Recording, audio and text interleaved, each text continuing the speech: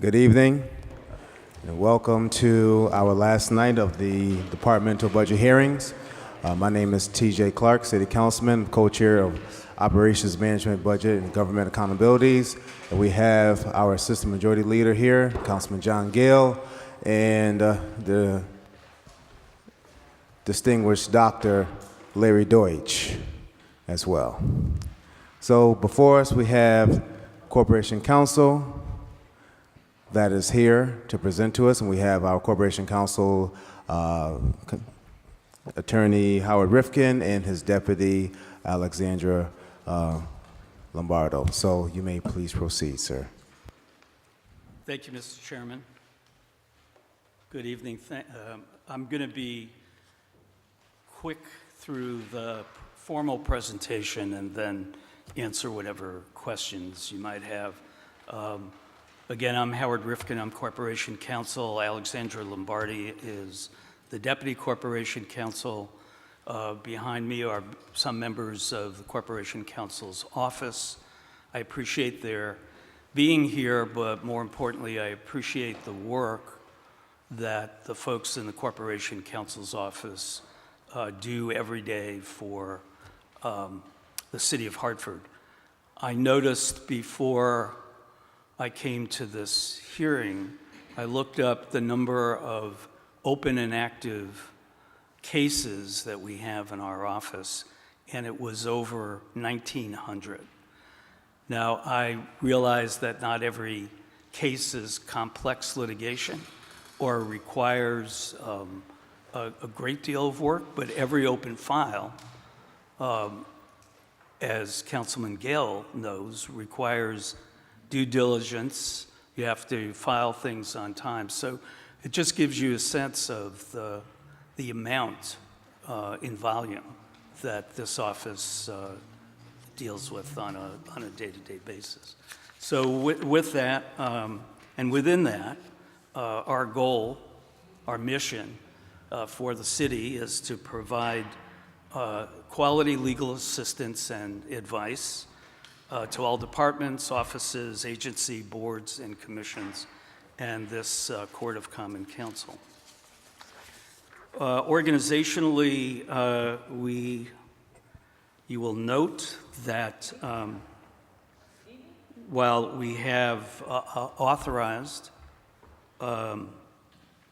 7 assistant Corporation Counsel positions, we have 2 vacancies at the moment that we are recruiting for. While we have authorized 4 paralegals, we have 1, and we are in the process of recruiting, and we have 1 office manager who is working on a temporary basis for us. Some of the highlights from FY 2019, it says here, continued managing over 1,500 active cases. As I just mentioned, it actually is in excess of 1,900 cases, and that does include matters involving the Hartford Board of Education.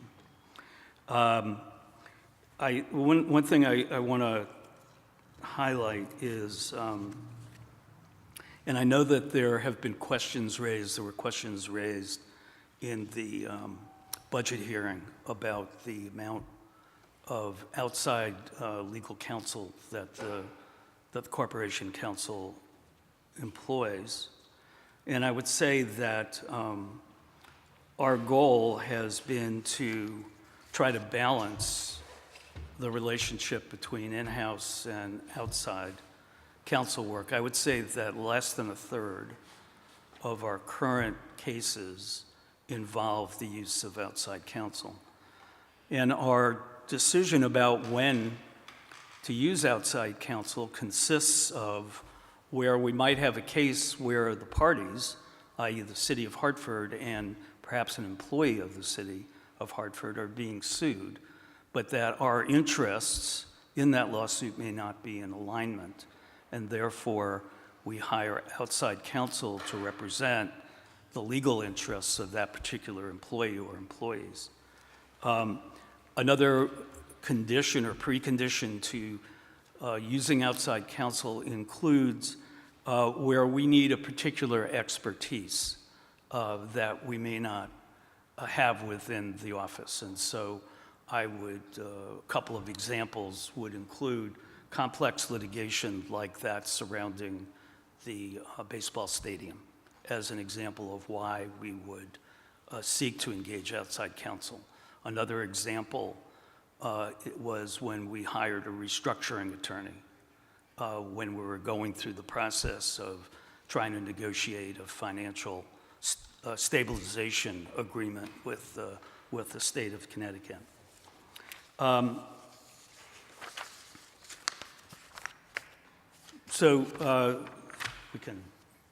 We can keep going. We have by charter and ordinance a number of legal mandates. We represent the city in all legal matters. We provide advice and counsel, as you know, to this body. We engage and undertake any number of commercial and real estate transactions that the city's involved in. We do form and legality review and compliance and enforcement. The bottom line is our budget is pretty straightforward. It's largely personal services.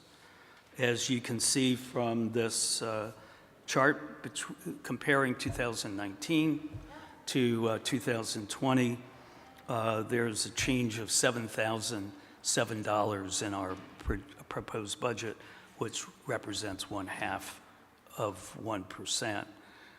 Councilman Deutsch pointed out to us he has bound budget books that go back to the 1970s and 80s.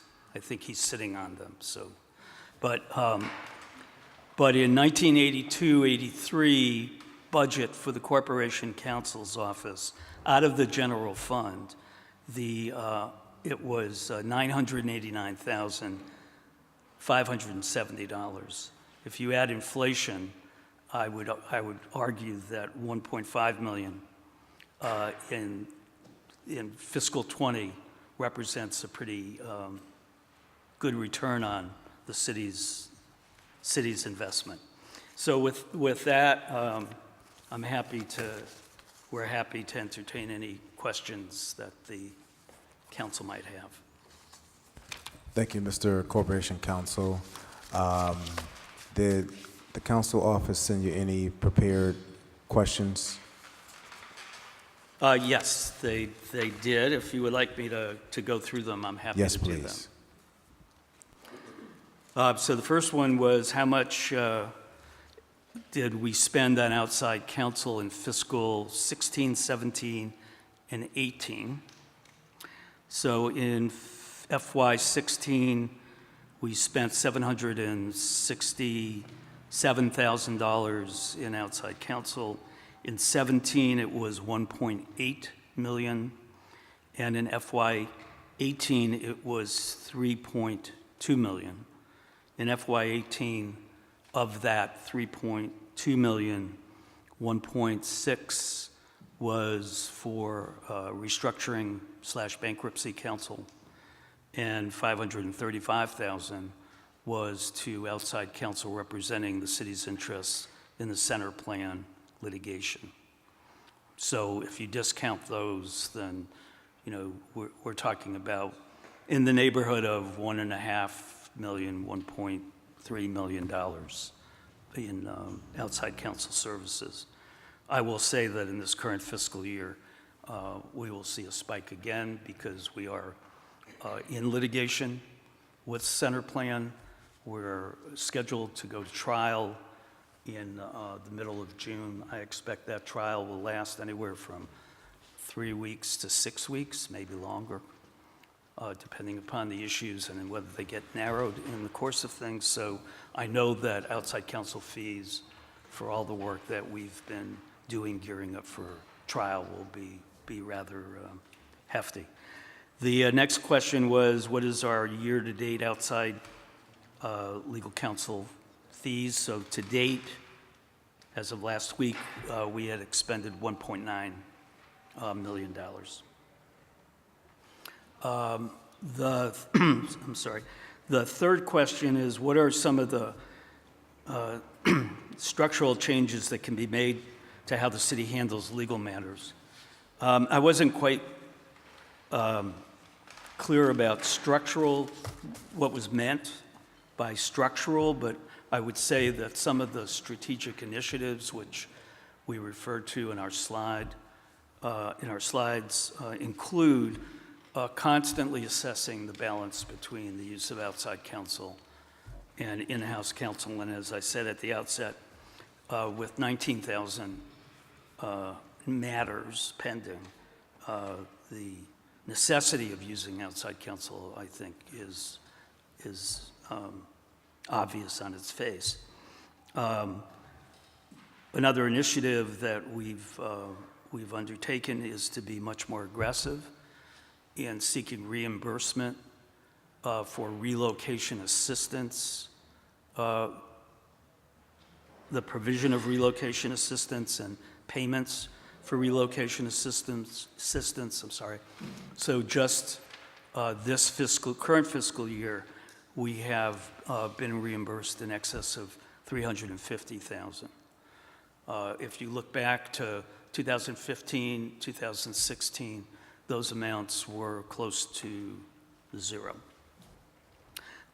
We continue to try to work more closely with the state's attorney's office in prosecuting housing code violations. That has been a matter that has been spoken about recently in the papers, in the media, and we are actively working to take possession of abandoned and blighted properties and make those properties available to the most recently created Hartford Land Bank, which I believe has the real advantage of being able to be both the repository of abandoned and blighted property, but also has some resources to enable turning those properties around and putting them back to good use. One of, quite frankly, a structural change that I think all of us in the office would like to see happen is the use of a more robust case management system.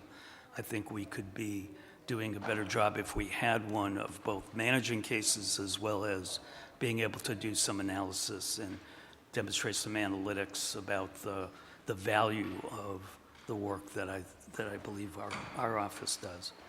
So those are just some of the issues. And then the fourth question was referencing an article in the Middletown Press in which the City Council's office won some award for some structural changes and other changes that they made. And I think the question was, well, why can't y'all do that too? And without being defensive about it, I think most of the things that were mentioned in that article, this office over the years, not just during my tenure, has done, including at the time, one of the structural changes that was made in Middletown was they had one city attorney and they hired 2 or 3 in-house counsel, and they reduced their utilization of outside counsel and the costs associated with that. Well, that seems to me obvious on its face, and that's what we've been attempting to do in this city for quite a while. And quite frankly, this balance between outside counsel and in-house counsel goes back to when Sandra Key Borges was corporation counsel.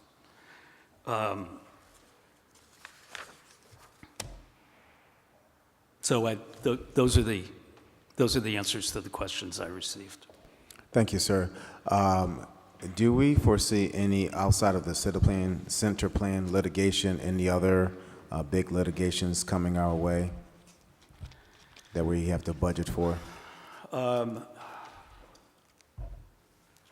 I would say not outside of the budgeting we've done in presenting this budget in the sundry account with respect to projected use of outside counsel and potential settlements. I mean, I think the center plan case represents sort of the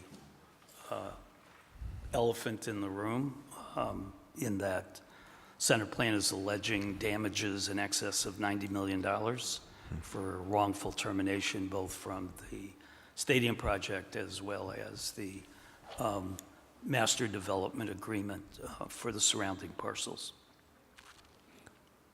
Do you have the revenues that we've collected through the blight remediation team? Well, I can get those for you, sure. That'd be great. And my final question, how hard is it to recruit talent to make the offer attractive for a young attorney to work for the city of Hartford? That's a good and timely question. As some of you know, the attorney who worked exclusively with our Board of Education and School System left at the end of April, and we've been trying to recruit somebody who has experience in education law, because that work includes representing the city in special education hearings and matters like that.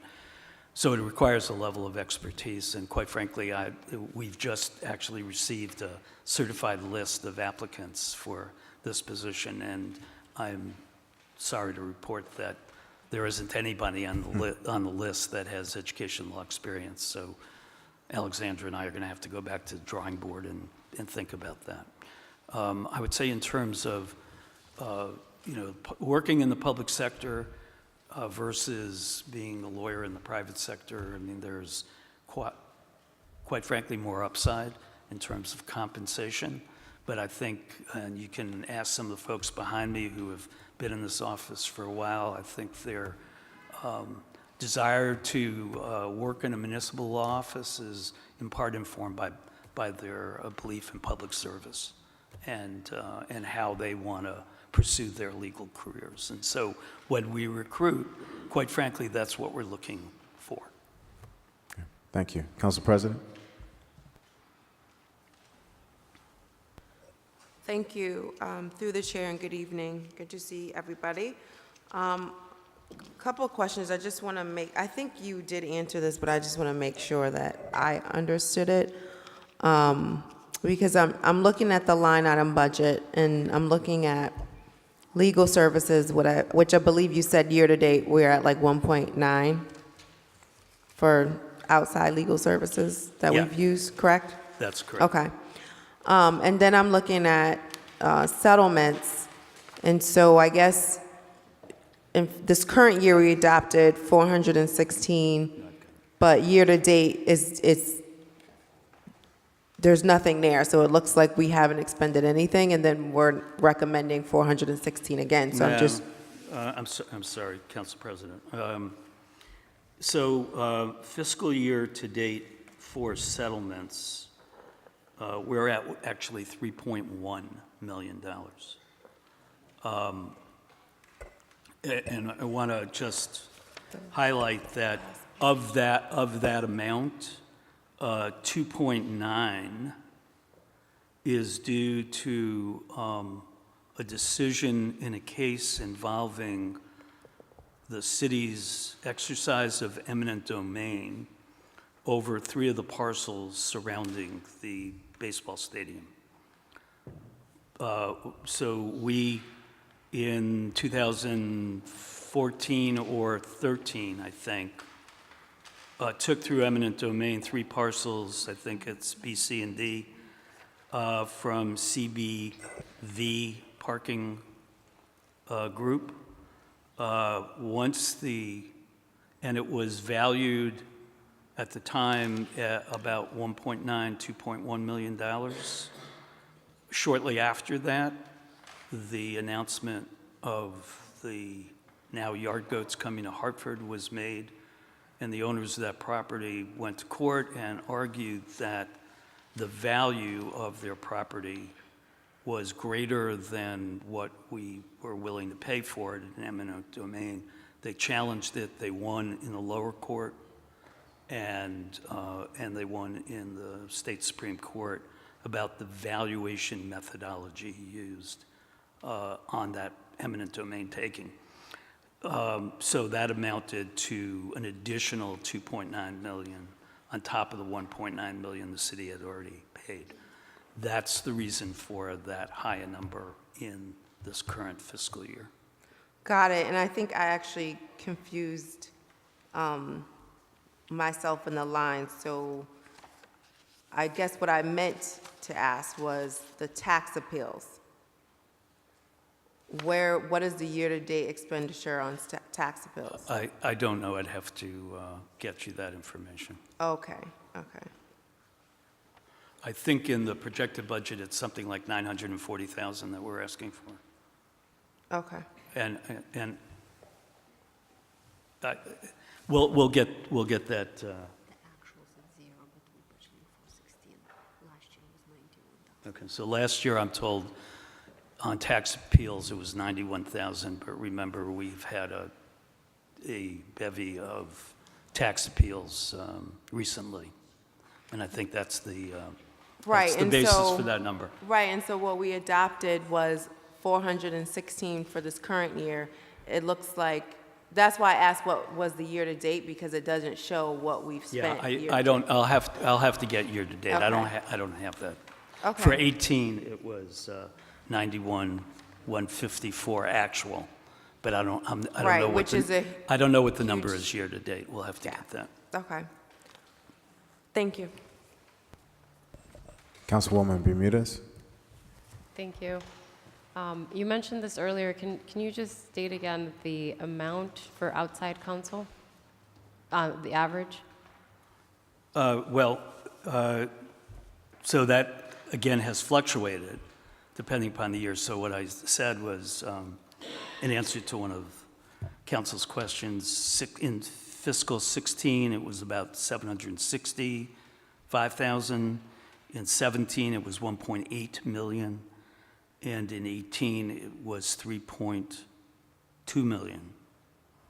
And that 3.2 was informed by the amount of money we spent on restructuring council and the litigation around the baseball stadium. Okay. And then so for this current fiscal year, year to date, I believe we have spent 1.9 million. And again, that number is somewhat abnormally inflated by the amount of money we're having to spend on litigating the Senate plan case. Okay. Thank you.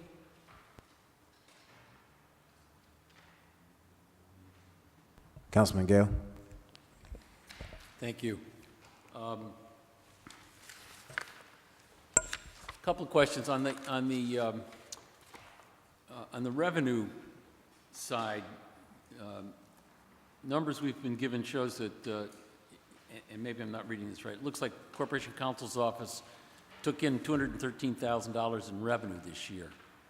Do you know what that is attributable to? I would like to say it's to my good efforts, but I don't know. Hang on a second. I'm sure it's to your good efforts. Oh, I think I know what that is. So and I wouldn't necessarily say it was, well, you can characterize, it's characterized as revenue, but I think that was a settlement with IFG, which was, no, I'm sorry, it was not. It was a settlement with Howard Kaufman, who was associated with the Dono development. So we settled our claim against Kaufman for that amount. So that's money that And came and into the city. He paid into the city, and we dismissed the case as to him as a defendant. And the relocation monies that you spoke of earlier, I think they've shown up in our budget, I want to say through Health and Human Services. Right. That's not, I wish I could say it was revenue. It's really a reimbursement for expenses incurred by the city for relocation assistance. But they're not showing anywhere in your? No. No, okay. No. And then, in your, in the budget line item that we have been given, there is, it looks like historically, there was money allocated for boards and commissions. And I'm not sure I understand what that is and where it went, so I'm wondering if you can explain any of that. It hasn't been in our budget since, I believe, Mayor Bronin took office. We cut those. Oh, I know, okay. Alexandra reminds me. So at one point, elements of human relations were in the Corporation Council's budget. So, and individuals, Kim Taylor to be specific, supported some of the boards and commissions, including the Police Review Board, Civilian Police Review Board. So that whatever money was appropriated to the Corporation Counsel's office when the Office of Human Relations was created went there.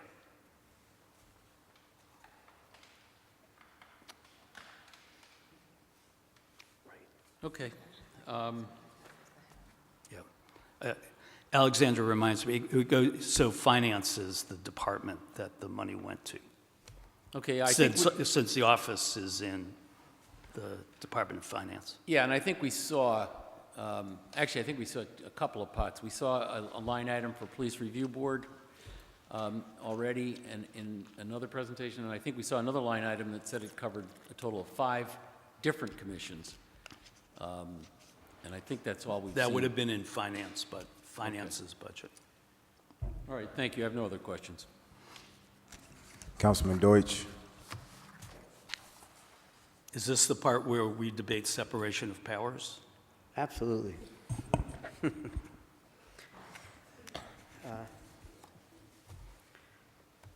Okay, well, let's see if I can loop that into it as a segue of some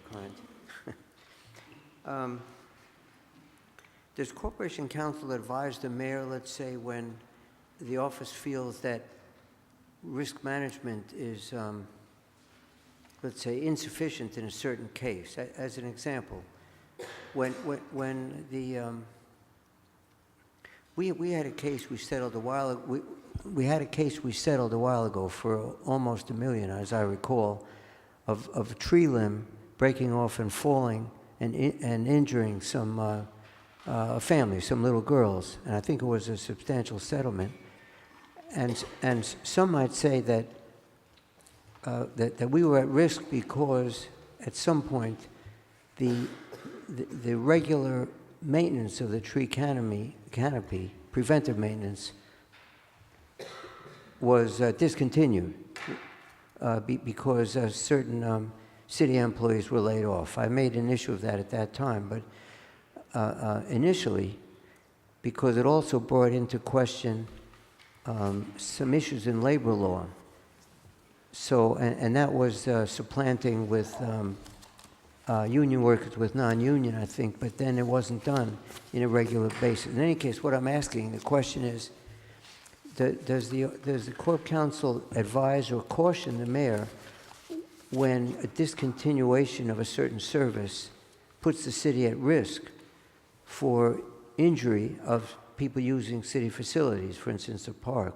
How is that precaution maintained? I'd say 2 things. My answer is no, we don't. Quite frankly, I think that's beyond our capacity to assess potential risk. Our role is to defend the city when it is sued. If there are things that along the way we see that affects potential policy, I suppose, and I would hope we would comment on that, but it would not be in the normal course of legal representation of the city. With respect to the issue of layoffs and labor relations disputes. I'm sure that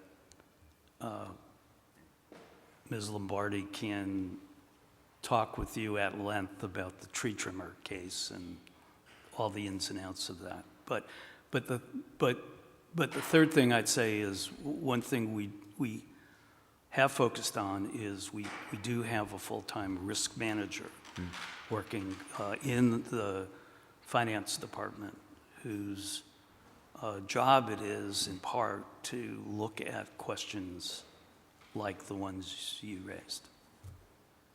So the full-time risk manager is an attorney within finance? He's not an attorney. He is, I don't know what he's certified in, but he's a risk manager, as an insurance company would hire risk managers to determine, for example, what the premiums should be charged on a particular line of insurance.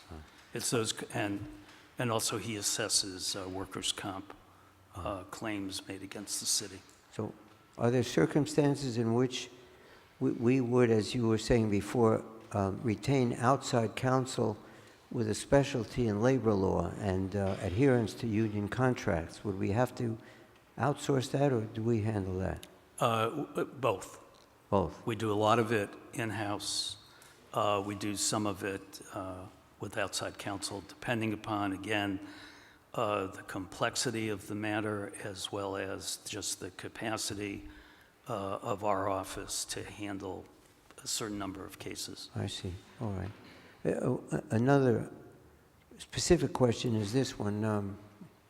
When you have a agency like the Hartford Stadium Authority, is there a stipulation that such a body have regular directors' meetings, some regularity to disclose to the public developments within an authority of that kind to which the city relates?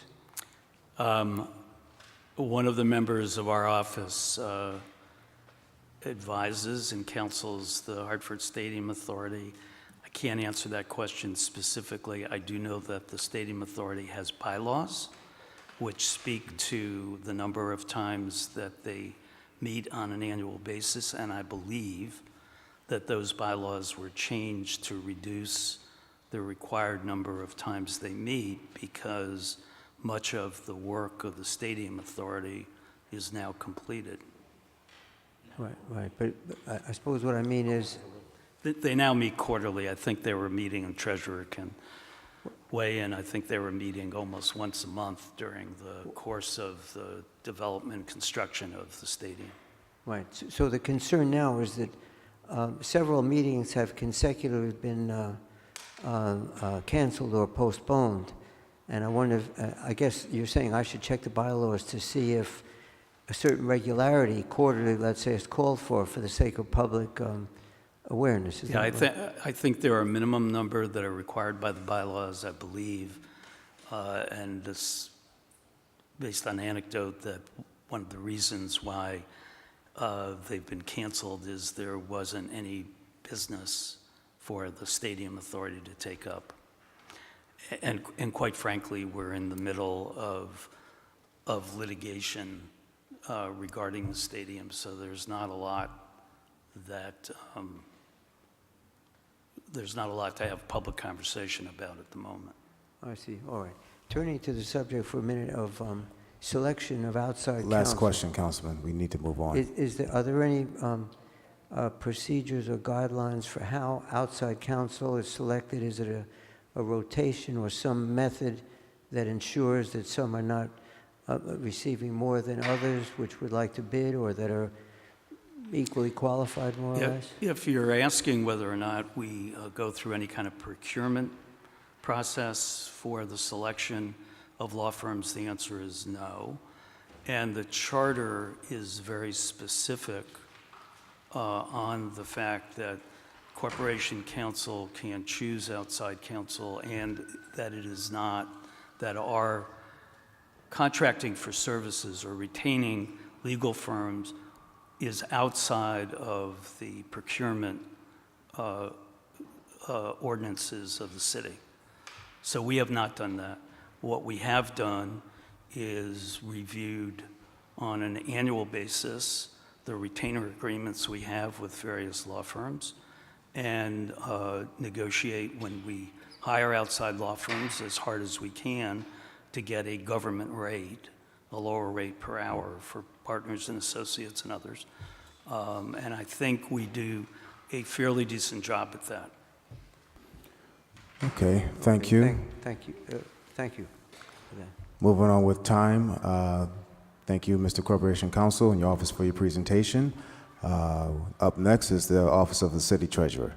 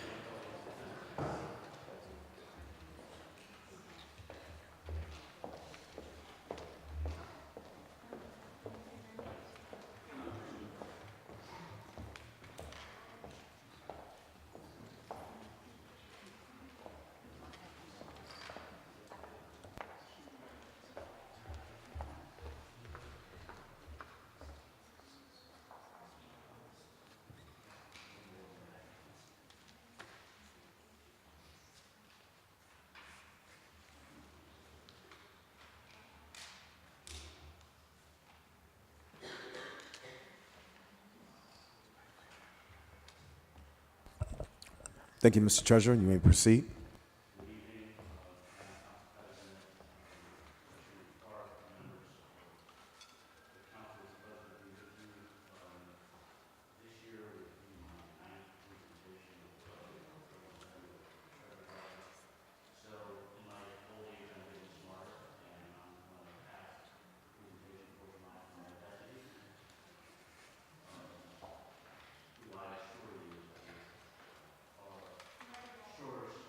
Aye. So with that, I'll turn it over to Assistant City Treasurer Sierra, and will be available for any follow-up questions.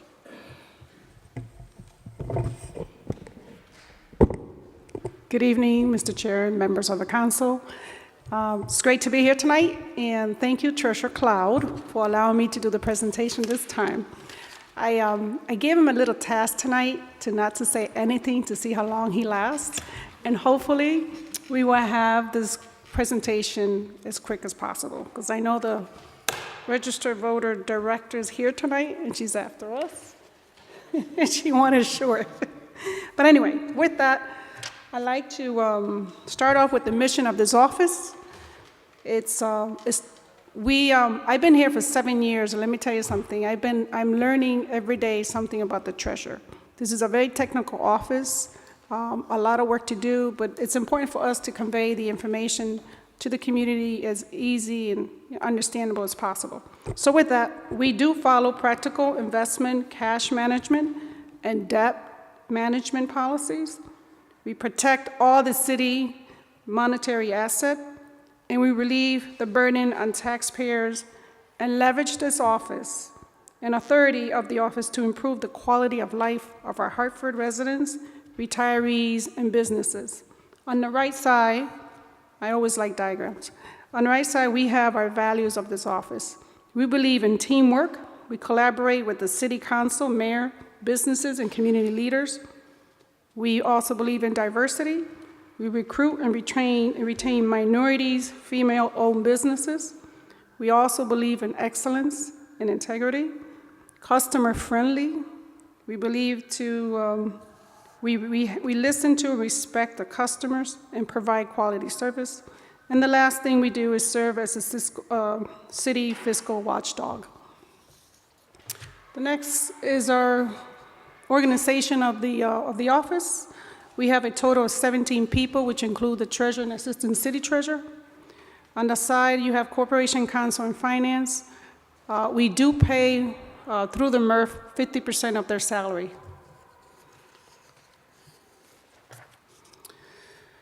The treasurer is the custodian and the investor of all city funds. Of course, I thought the treasurer was not going to be here tonight, so I figured I'd put a picture of him so you will miss him. But the treasurer administers all the pension benefits invest the asset of the city pension fund, administer the city deferred compensation program, invest and disburse city trust funds, manages all the city cash, and conducts all banking relations.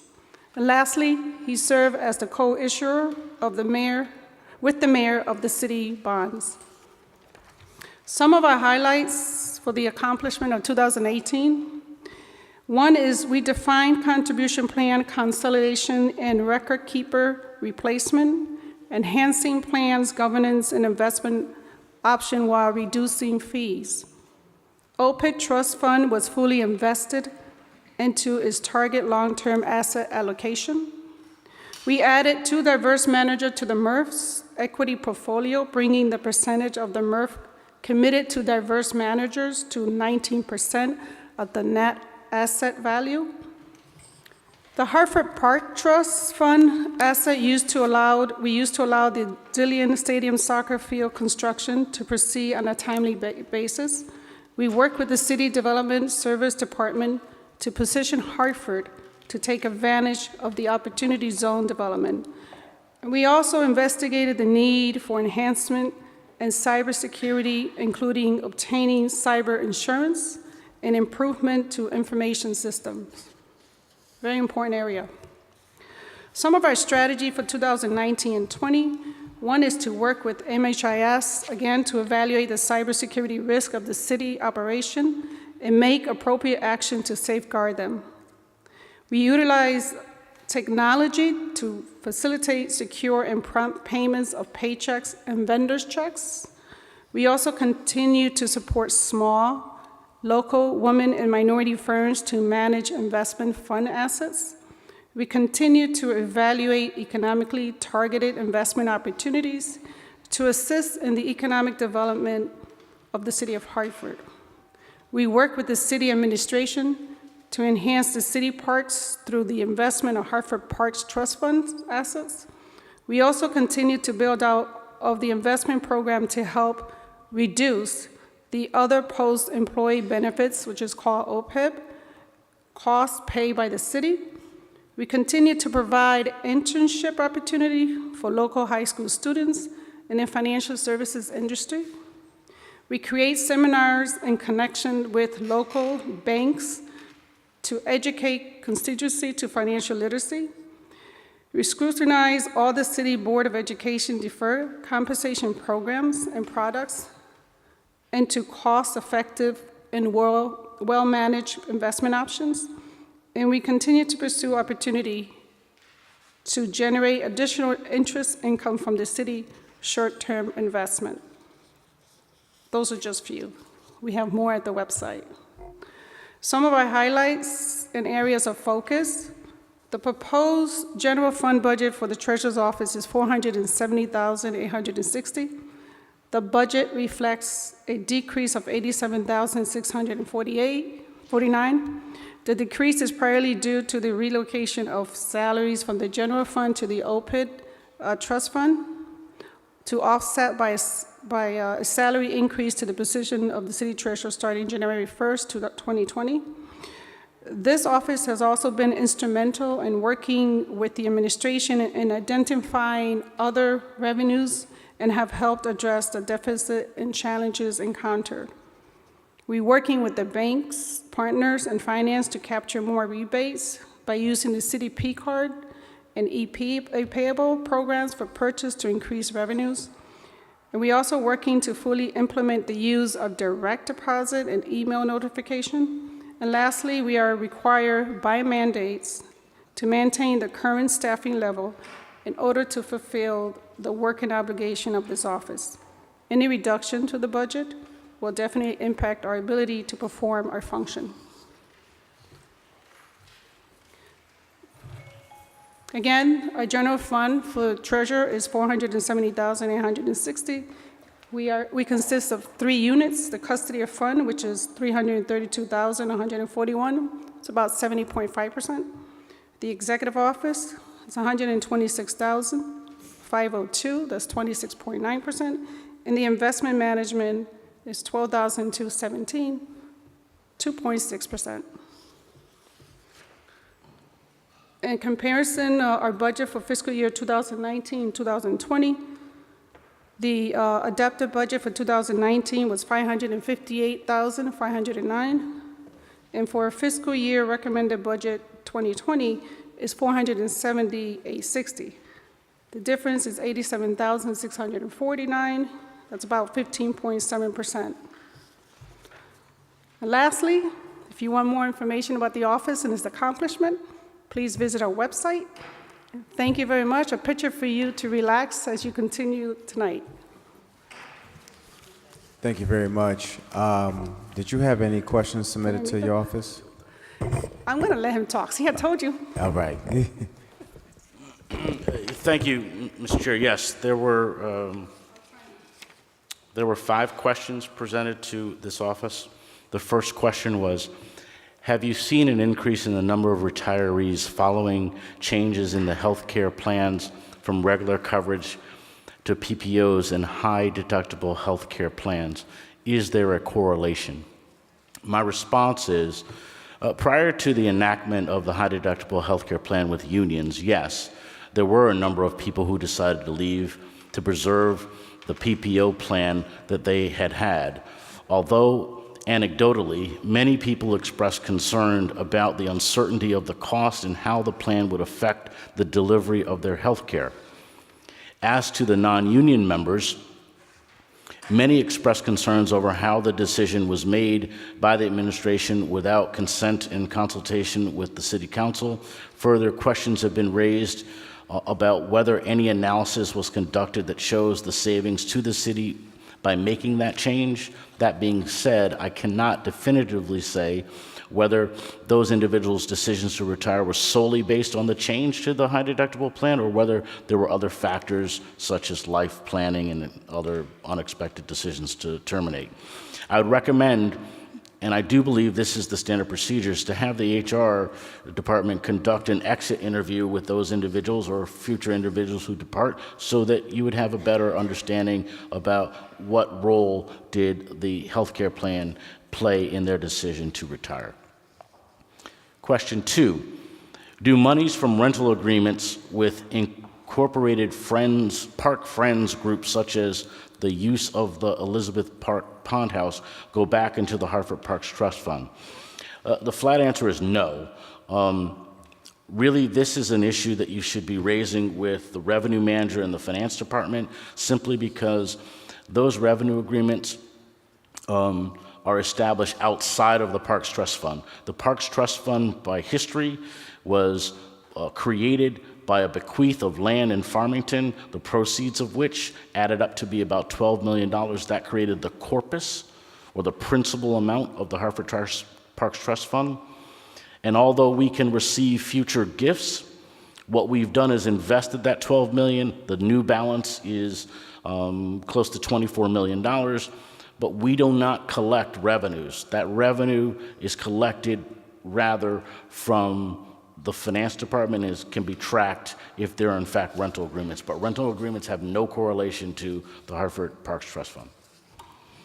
Third question, as pond houses gain more amenities and expand, have there been any rental agreements increases to Park Friends group in the last decade? Again, this question is best suited for the finance department, not the treasury.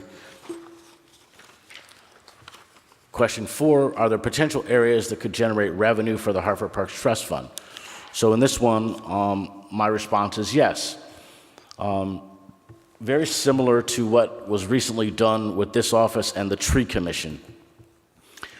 The Office of the Treasury partnered with the Tree Commission in response to an inquiry that they presented to us, which was that there was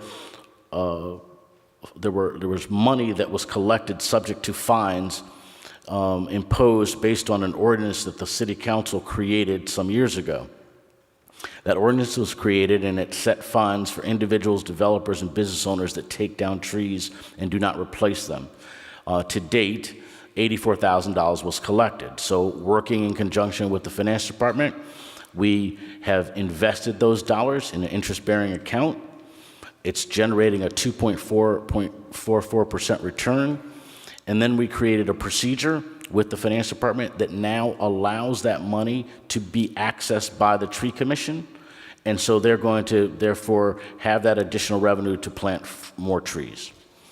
I think that the council could consider, depending on the fact that if you can create fines that aren't already obligated to another purpose, that those kinds of strategies would help enhance the Hartford Parks Trust Fund, because as I said, we really do not get any gifts or future grants. There's no more land in Farmington to bequeath. I don't believe there's much open land in Hartford that is owned not by the city that would be converted and put into that trust fund. So we have to think outside the box and potentially look at other revenue sources that could be useful. Question 5. We've seen folks retire from the city of Hartford only to come back and work as a consultant. These individuals are making more money as a consultant or freelance for the city than they did as an employee. Are there any incentives or safeguards to keep these individuals from retiring, since they will be coming back to work for the city but at a much higher, it doesn't read well, at a much higher, in some cases, double the salary? How many individuals have you seen fit this description? My response to that is that as a matter of policy, it's within the purview of the council to review the existing ordinance and amend it as you see fit. I'm not sure that this council realizes that in 2013 there was an ordinance on rehired retirees. That ordinance speaks very clearly to what happens with regards to someone who comes back. If there are questions relative to that, I think the council, maybe in a subcommittee or the O&B committee, should consider that, and I'd be very welcome to help address any questions based on what we know from a pension perspective about who's come back, who receives pensions and who doesn't when they come back. But this is a policy question that I think you guys should consider if you choose to amend that to address what other concerns you think exist with regards to that process. With that, that answers that provides responses to all the questions asked. Thank you, Mr. Treasurer. Yes, that was brought up. I forgot what night that was, and so we will be having discussions regarding that ordinance. What night was it? It was internal audit. It was Tuesday, and so they provided clarity as to how that was drafted and specifically who that was pointed at, and it was determined that was only for department heads only that had to come back at a reduced salary. So I don't have any questions. I open the floor to Councilman Gale. Thank you and good evening to both of you. Really just one question. Yes. Looking at the revenue projections that we've been given, there's a line item under Treasurer for General Fund Interest, and over the years, looking back, the line item's been, reasonably consistent: 300,000, 270,000, 313, 250, and then this year it's 2.9 million. It's a wonderful line item. I'm just wondering, is there some trend that's getting us a lot more money for general interest, or is this just an aberration, or what's the explanation? Not an aberration, movement in interest rates. Let me be clear. Several years ago, we were getting 20 basis points on our money. We're now getting 2.44%. So fortunately, the economy has done well. Interest rates have risen. We benefit significantly from that. That's really the sole rationale for that. I would also say that as a process of going through the challenge that we face with bankruptcy, we worked really hard to scrub all of our accounts to make sure that not only did we know how much was there, but then we positioned those dollars in the highest interest-bearing accounts, so that consolidation of that process, or cleaning that process up, was very useful. And why you see it at $3 million, which is a little higher, is just because there were some cash that had been sitting in accounts. So as an example, a perfect one, the tree account, that's now getting 2.44%, okay? But before it was sitting in an account that had a lower bearing interest rate. So we moved it into a higher one. As a result of that, we're able to generate more income. Well, my compliments, thank you. Yeah.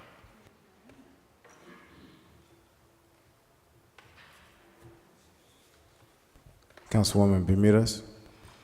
Thank you very much. Thank you very much for your presentation tonight. My question has to do with your website. It's always up to date. It's always stellar, and it looks amazing. And sometimes in other areas overall, in terms of the different departments, it's harder to get information up to date. But your website is always on point. And so I was wondering if you turn to MHIS or if someone in-house does those updates. My staff does the updates, but we did go outside to find a web designer. He was quite cost effective. He does maintain the site on our behalf. So some of the links and things he does the updating on, but when I have a new pension commission package or minutes from the pension, my staff uploads that, and it's become a rigorous process where we just make sure that anytime there's something going on, or I read, quite a bit every morning, and I find an interesting article, I get it posted that afternoon simply because I think it's informative and I want to make people be aware, whether it's investing, whether it's an article on governance or things that are happening in other jurisdictions. I just think sometimes that's informative and want to make sure that people have that access to information. Thank you. And that's in Spanish as well. That's what I'm saying. It's excellent. It's excellent. Any other questions from the dais? None? Seeing none, thank you very much for your presentation. We Thank you. appreciate the work that you do. Thank you. Next up, the Office of the Registrar of Voters.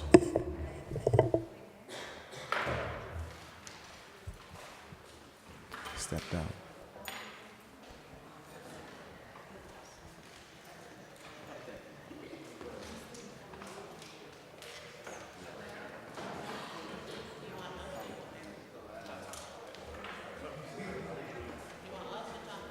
Sir, Town Clerk. Yep.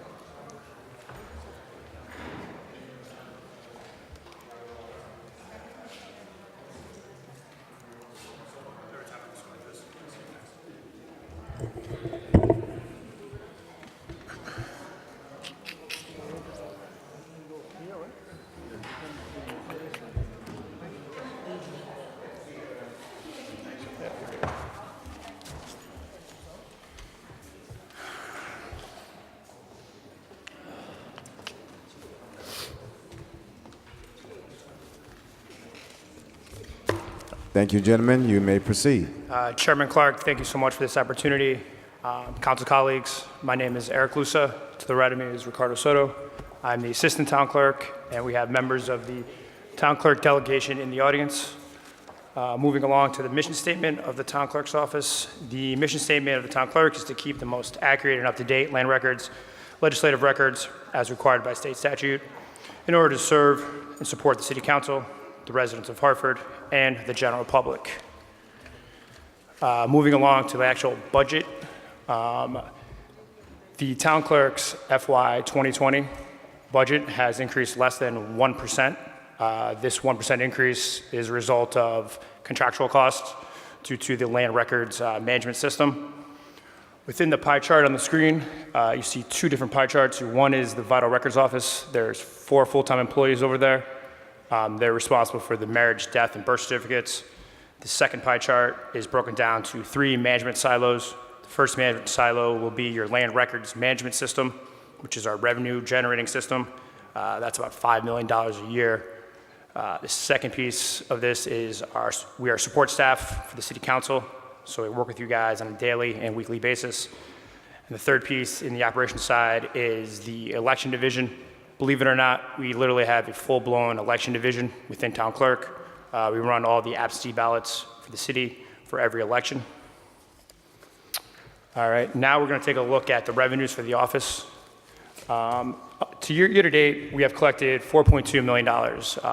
The primary driver of this money is due to the land records that cross the counter and property transfers. What is not included in this slide is $800,000 from the Vital Records Office. If you go to your budget book, page 13-3, you can see that those revenues of the $800,000 from the Vital Records Office. So that leaves us with about $5 million in revenue, which we collect. Unfortunately, half of this revenue is pass-through money to the state of Connecticut. We literally take the money in, ship it right out to the state of Connecticut. So we're only clearing about $2.5 million a year. As I've been sitting through these budget meetings, you guys have asked, what is the wish list, for the departments? Our wish list is to keep this money. How the delegation can work to make that happen, that is a different story. All right, some of the year-over-year expenses that we're looking at here.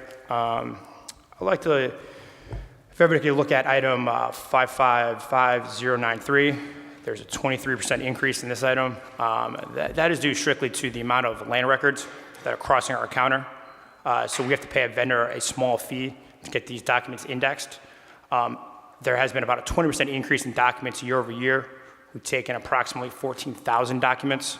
When you see an increase in documents, typically you see an increase in revenue. Year to date, we have met the projected revenues in this budget, so we will most likely surpass those revenues by a few $100,000. And the last item on the slide that I want you to take a look at would be line item 561015, printing and paper supplies. That has doubled. That is strictly due to the fact that we have 3 elections this fiscal year. The primary, the actual election, and then a presidential preference in April. So there'll be a lot of printing of absentee ballots, so that's what that cost is for. So just to go over some of the accomplishments, we're not going to touch base on all of them. There was a resolution put forth by this body to place all the campaign finance on the town clerk's webpage within 7 days of filing. That milestone was reached, so it's more transparent. The public can see it. So that was one of the accomplishments I want to touch base on. Every year, the Town Clerks Association has hired a lobbyist to try to let these towns keep some more of these fees that we collect versus passing them off to the state. That legislation more or less dies every year, unfortunately, because the state doesn't want to give up that $2.5 million or whatever it is from every town. And lastly, touching base with the land record system, we're a fully functioning e-recording office. All documents can be filed electronically. Like I said, we executed about 14,000 documents this year, and we have been scanning documents as they come in from the attorneys and giving them back the same day, which will save the city, a few $1,000s on postage, which, I'm sure everybody's happy about. On the next slide, we're also just going to go over some of the election material. Like I said earlier, we have a full-blown election division within the town clerk's office. It's a seasonal division, but in the upcoming cycle for the primary, we anticipate 1,500 absentee ballots, and there will be 2 other elections and another primary that will follow those. There has been some legislative movement recently at the Capitol with regards to early voting, no excuse voting. Unfortunately, as of last night, the Senate didn't have the supermajority to place that on the ballot for 2020. This will automatically come back 2021 for 2022. Ultimately, we think this will pass, so that will drastically change the composition of our office. We will see a much higher uptick of voter participation. We have absorbed some staff reductions in the last 18 months, but that was absorbed without a hiccup. We did hire one new person recently. She's with us today in the audience. I think that's it with that slide, so we can move forward. There's a lot of duties and responsibilities that we can touch base on, but just to go over some of the more important stuff, as you're well aware, we're the support staff for your guys' office. We maintain all the boards, commissions, the minutes for the council, which are online. One thing you guys may or may not know is we register every aircraft over at Brainerd Field. We're kind of like the DMV of aircraft registration. It's a small amount of money. It's about $25,000, but each plane owner has to register with us over at Brainerd. Let me see here. So lastly, I'd just like to thank the town clerk team that sit behind me and at this table. It's a little bit of a trying year, but we were able to come together. Also like to thank the Registrar of Voters who are in the audience. We work closely together on the election stuff, so it's always good to have a good cohesion there. And last but not least, I would like to thank this body for their continued support. And I think that concludes where we're at. Thank you. Did your office receive any? No, we did not receive any formal questions from this body. No problem. Councilwoman Fox. Hi, y'all. How you doing? Thanks for being here Yeah, no worries. tonight. So I just have a quick question around staffing. Sure. I know you said it, but it was like a bloop, and then there was a lot of other stuff after that. Sure. So how many folks do you have on staff right now? Sure. We have 8 full-time people with 2 8? vacancies. Yeah. One vacancy was posted last week, and we hope to fill the next vacancy within the next few months. Okay, and so then I have demographic questions Sure. coming up. So of those 8 full-time folks, Sure. how many of them are Hartford residents? I don't have that information in front of me, but I would say definitely 50% of those individuals are 50%? 50%, yep, Okay. easily. And But I can then- get that back to you. Huh? I can get that precisely back to you offline. Thank you. You're welcome. And then my final question is, again, of those 8 full-time staff, what is the racial makeup of the staff? Which one makeup? So look out in the audience. Oh. Yeah, I'd have to get back to you on that. Sorry. Yeah, but I'll have it. Yeah, you're basically looking at us. All right, Yeah, thank no you worries. so much. You're welcome. Councilwoman Bermudez. Thank you. Did Pisano retire? I should have put his picture up there like Adams, but no. We don't see him tonight. Sorry, no, he did not retire. He had an unforeseen circumstance which he couldn't make tonight. That being said, we can talk offline further about that, but he did not retire officially, no. Okay. So in the presentation, you mentioned the office running the absentee ballots for every election. Yep. And so we've seen this play out, and we've seen it covered by the news, more so at the state level, where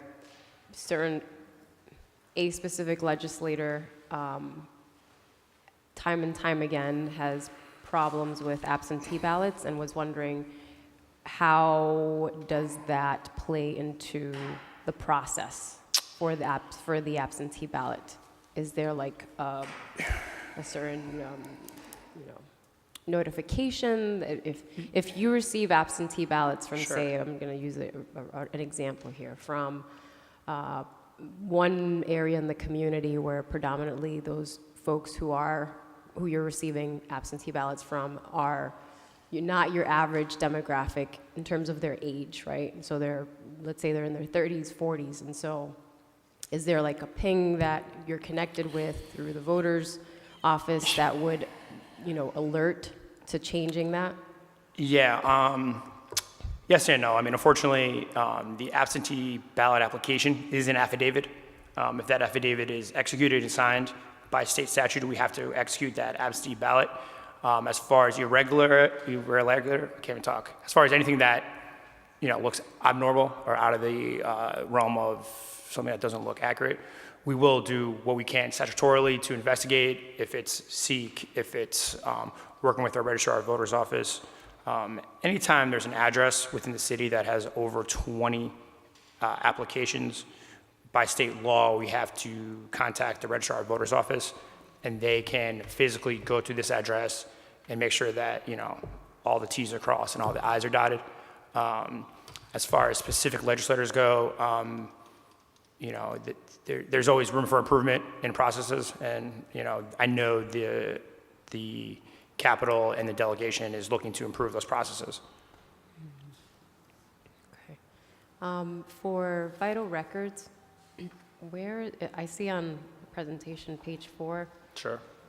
the different types of payments, but where would documents say for birth certificates be? Yeah, I don't have an actual slide for that, but if you go to page 13-3 in your budget book, it will show you the actual projected revenue by the mayor's office for this fiscal year.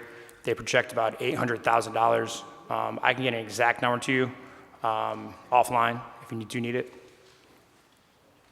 Okay. And then as part of your presentation, you mentioned that the majority of the fees then get sent over to the state. I remember, I think it was last year, you all mentioned that, say, Yeah. 1% of birth certificates and death certificate, only 1% stays to the city of Hartford in terms of the payment.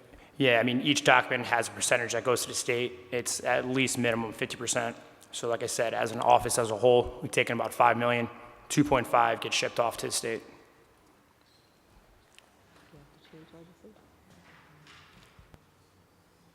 Okay, thank you.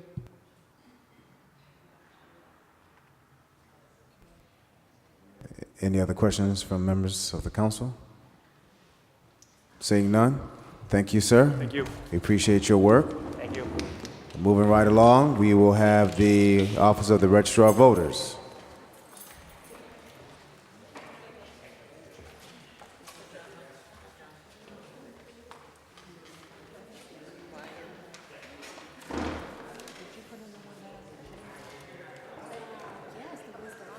Okay, good. Yeah, I just wanted to make sure.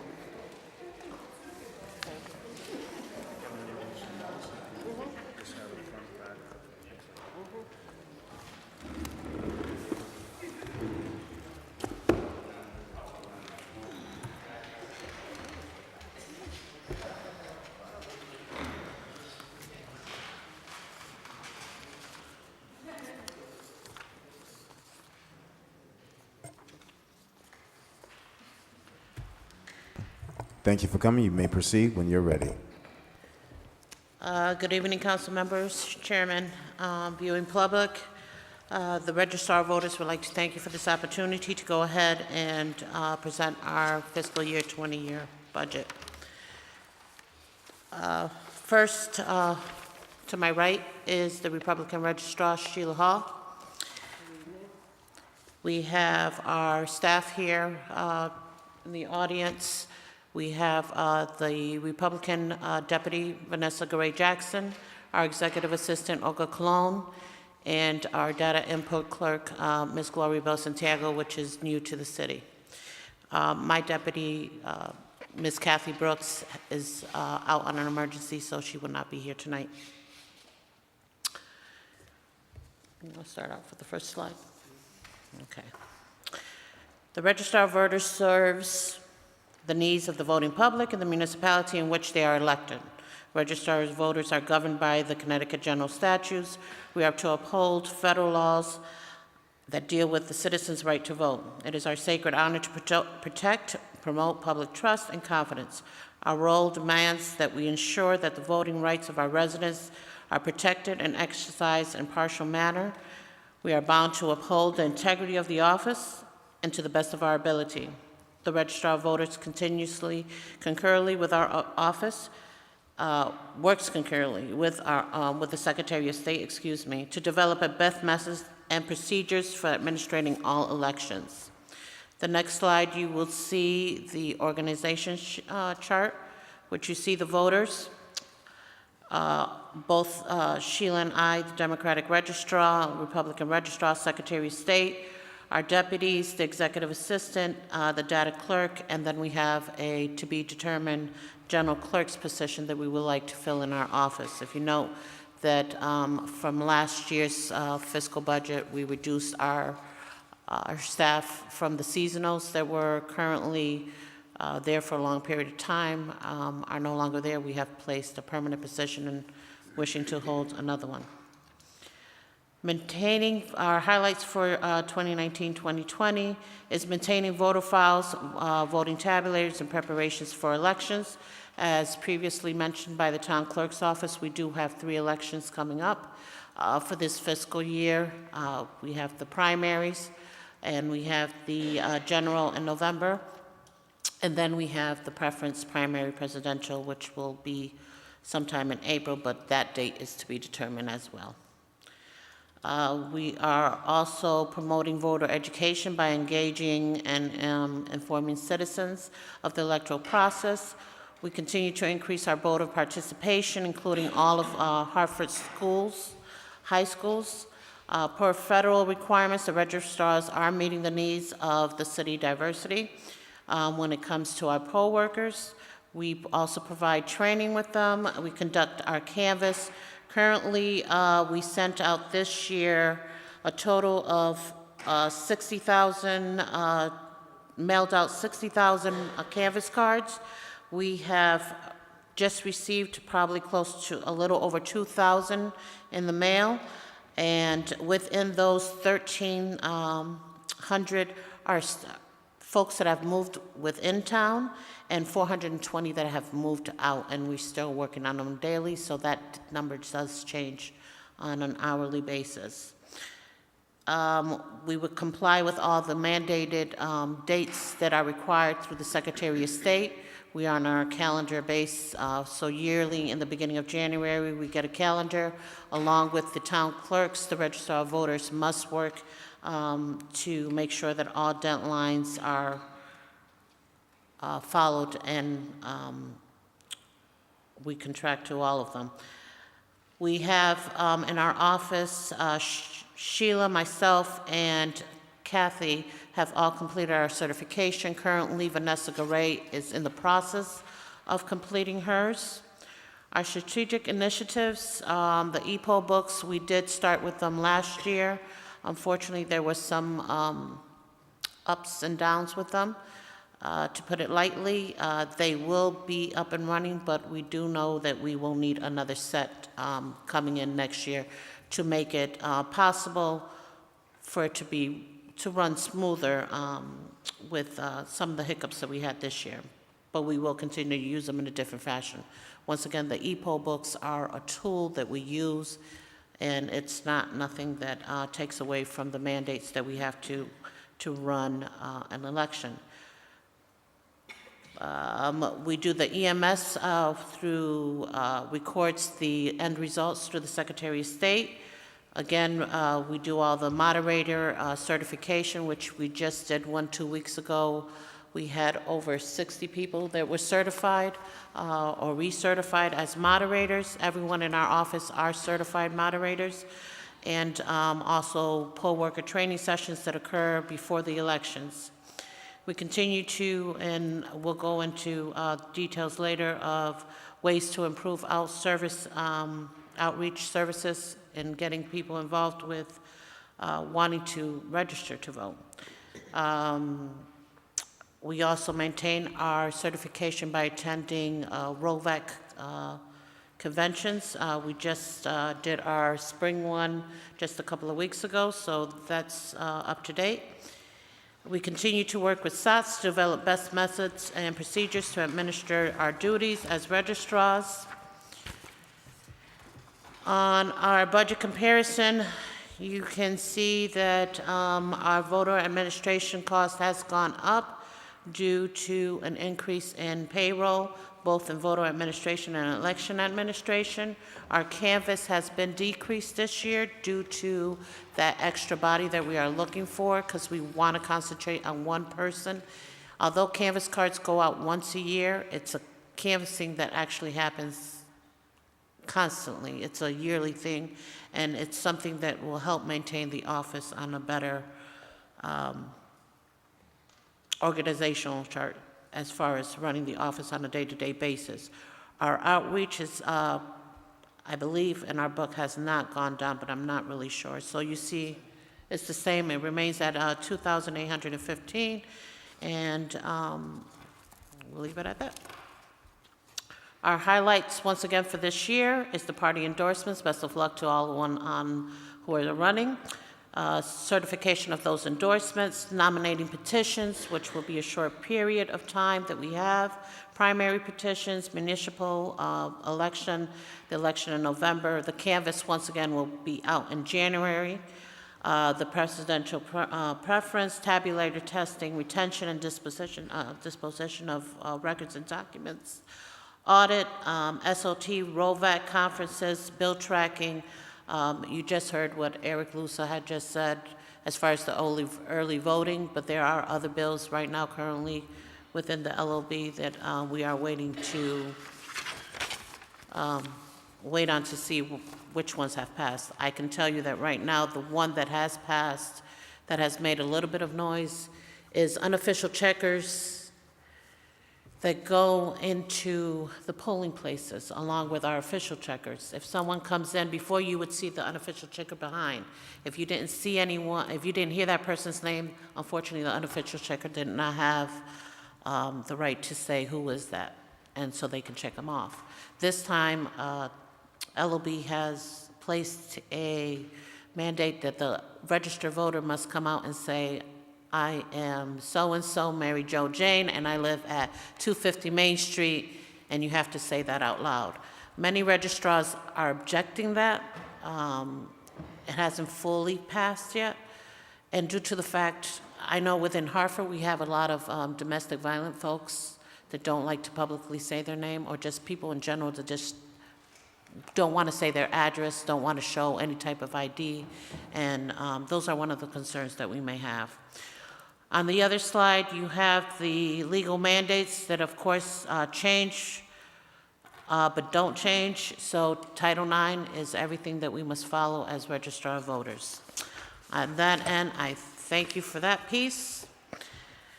We have a total of 65,476 voters total right now.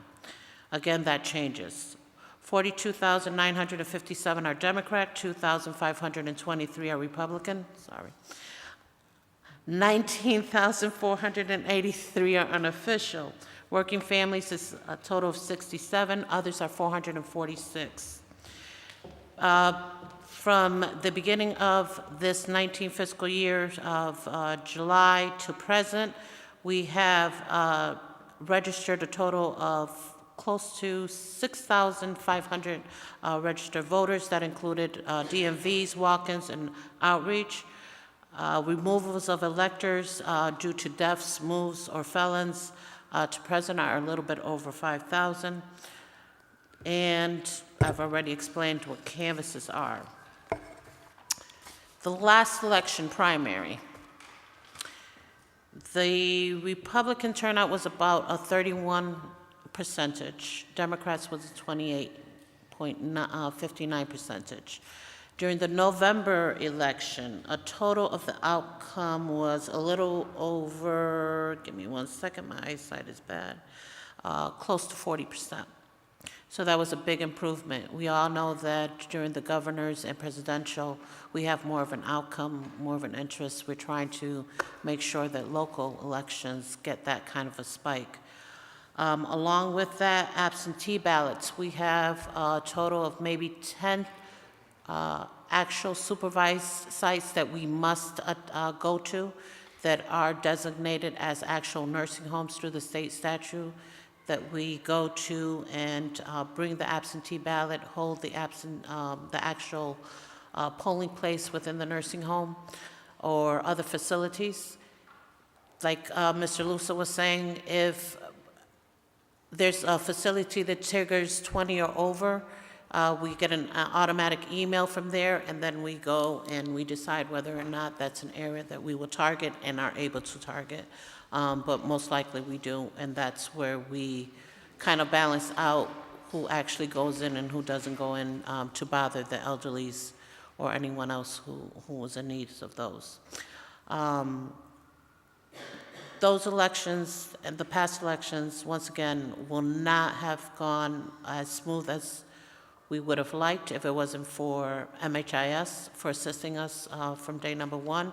Uploading, that's Ms. Snipes, Pauls, and Deb, and definitely a big shout out to Town Clerk's office for assisting us, Eric Lusa, Ricardo Soto, and Mr. Bazzano.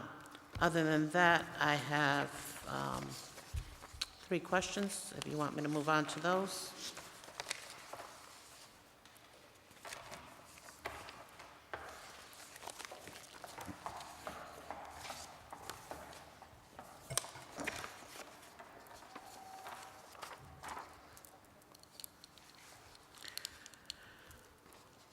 First question was, what are some programs you developed to register new people to vote? Currently, ROV has attended programs, Artist Collective has outreach with certain programs they have. So we've attended several registrations. Catholic Charities was another. Urban League was another. Open Hearth. We've also attended the citizenship ceremony. High schools across the city have also been targeted. RV was also requested by a local union within here, 1716, to give a small presentation and training them on how to have folks register. So that was accomplished. We are also part of the Voter Coalition. Everyone should be familiar with.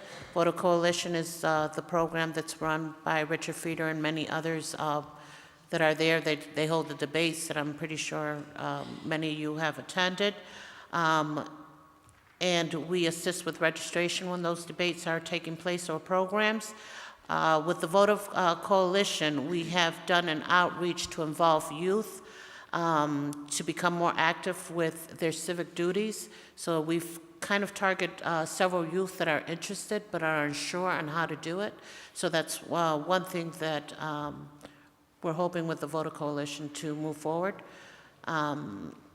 ROV has also been requested by the Cato Center for Health and Equity and Justice for assistance with reentry populations to get familiar with registering after completed needed requirements and learning the importance of civic engagement at a local level.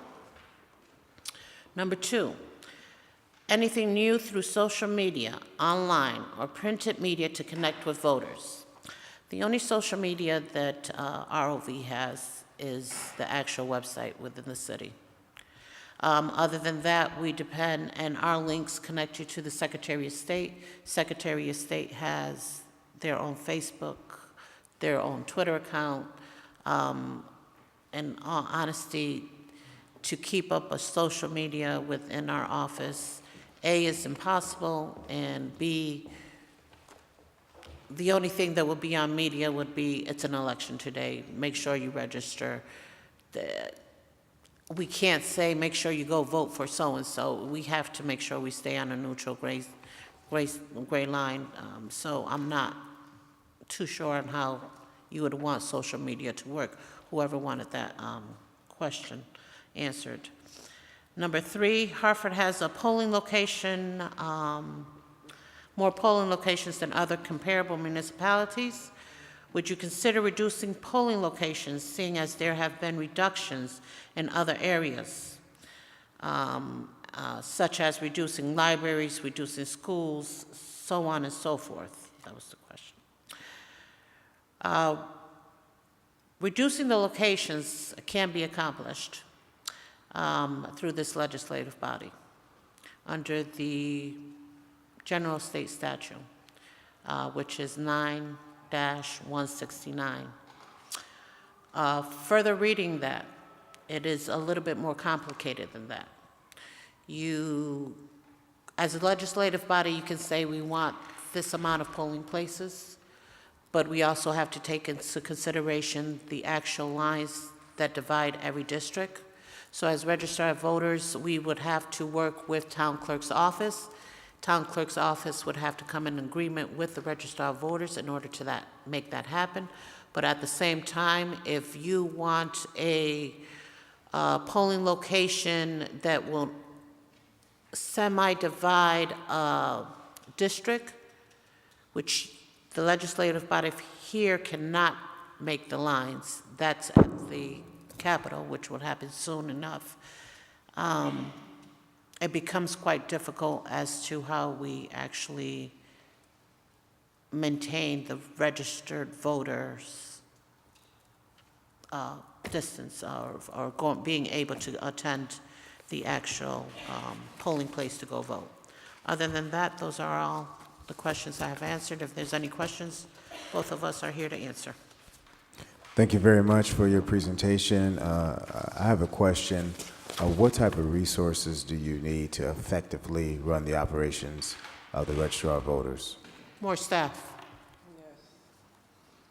More staff? What about how many? How many, just refresh our memories, how many do you currently have and how many do you project that you need in order to be fully operational?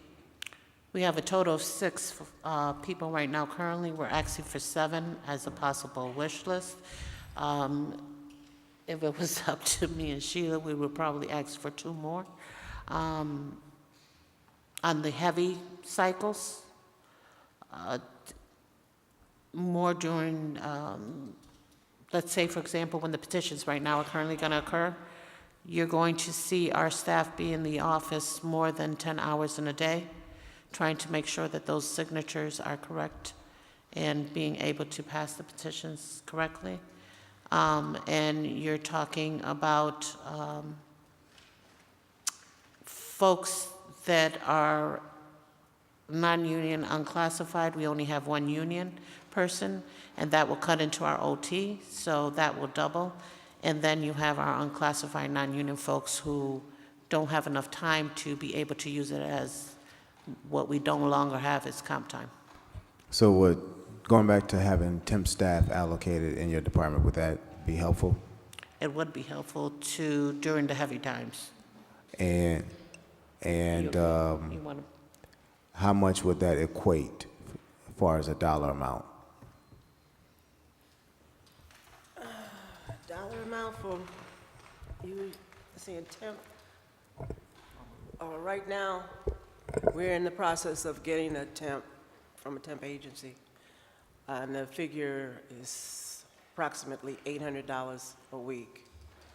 So times that by the number of weeks that we would need the person, let's say, well, we're going from now until the end of June, and that's going to be roughly about $7,000. And that's what, 90 days, less than 90 days. So you're looking at least, if it's 3 people, that's 21,000 times, a couple more weeks. If we do 90 days, 90-day temps at $20 an hour, that's 800. And then you do the math from there. I don't have a calculator with me, but we're looking at least, where is he? Jeff?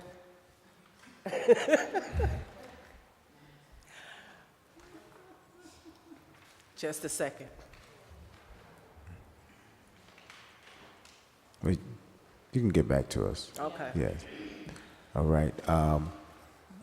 Any of my colleagues have any questions? Councilman Deutsch? Thank you. Would you be able to go over Can you, a little louder? would you be able to go over for us again in some detail how you check that when absentee ballots are submitted or collected by door-to-door, let's say, visits to people who request to vote that way? How do you check that there's no improper guidance or coaching to people when someone from one campaign or another is standing at the door, and are there ways that you or others can catch early in the process any impropriety of influence for someone, let's say, who may not know all his or her rights for independent voting? In other words, give us a little more story about how we make sure that the absentee ballots are not misused with improper coaching and influence. When we are set up to go out to a site, we contact first the site recreational person. We set up a time. They, in return, mail us out or fax us over a list of the names that are actually going to receive the absentee ballots. We schedule a time to meet in the recreational room. If they're not available in the recreational room, then we process to go into the room.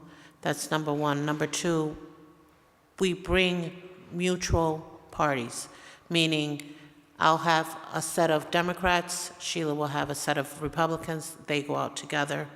And when the person goes to cast their vote, it's an actual polling location. There's no interruption, there's no one there that is part of a campaign that can be allowed to go in there. If they do, we can file complaints towards the campaign,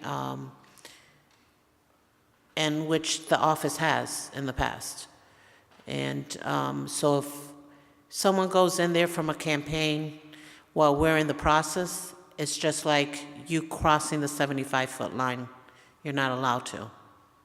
While we're in there with the folks that are doing the absentee ballots, that is a polling place.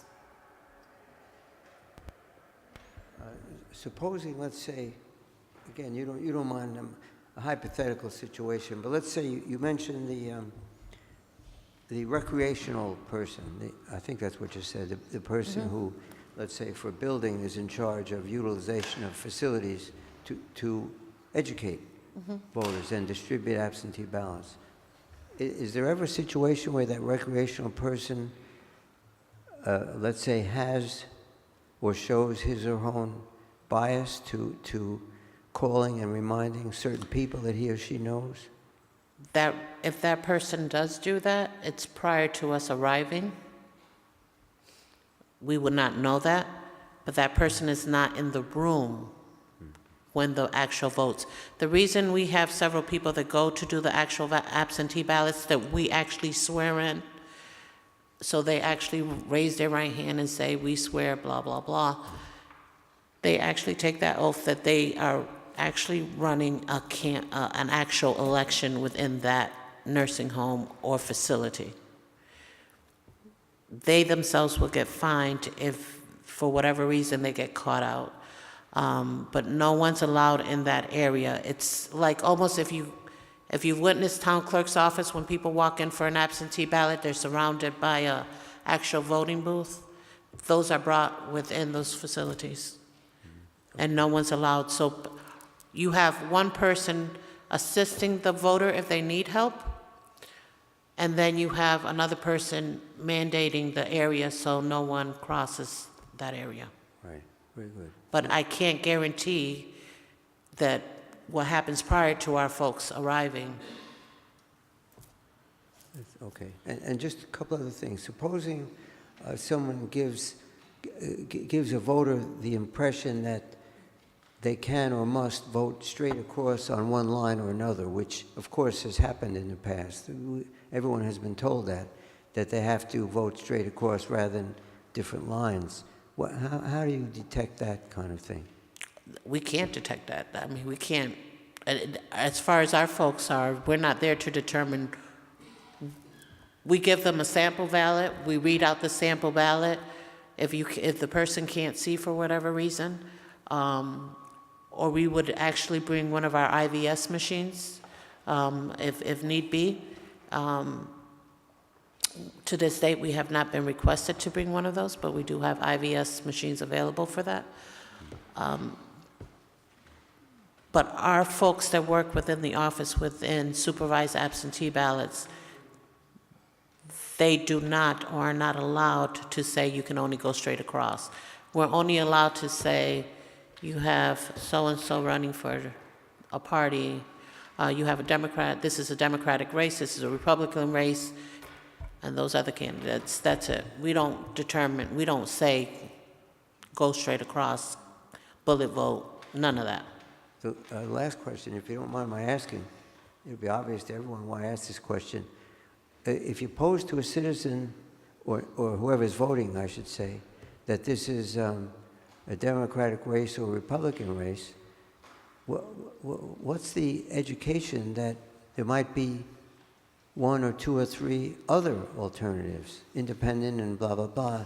Well, that's if it's in November, it's a general election, then it's an everyone case. But I was just using a primary for an example. I just naturally just say, but when it's an entire ballot as a November, if the whole ballot is read off, if need be. Sure. If the person needs the whole ballot to be read off. I hope so. Okay, good. Thank you so much. You're welcome.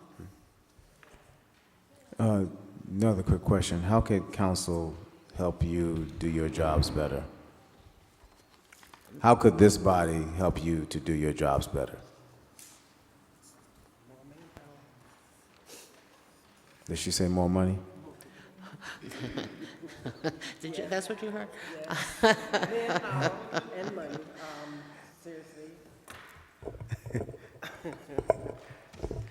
I've been here the longest, and at one time, my office was fully staffed with quite a few individuals, and it went smoothly. We didn't have a lot of overtime because there was enough staff to do the work and get it done in a timely fashion. Now that we're short-staffed, we're pulling our hair out trying to get things done, and also reach the deadlines of everything else that we have to do. Now, as she stated, we have petitions coming up, but we also have to continue to do the day-to-day, the DMVs that come in,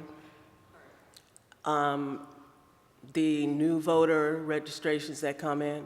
All that has to be done along with the petitions. And when we get the petitions, we only have a week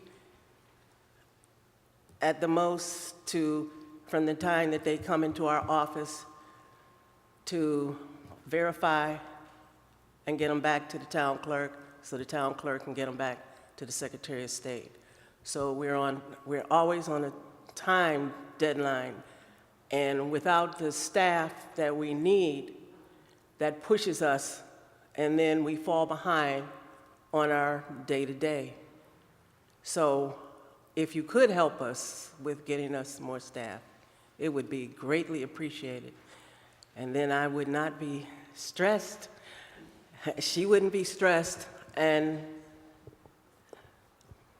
things would go a lot smoother, and you wouldn't be seeing a whole lot of overtime. I just received an estimate to the question, $20 per hour for a temp for 40 hours a week is $800.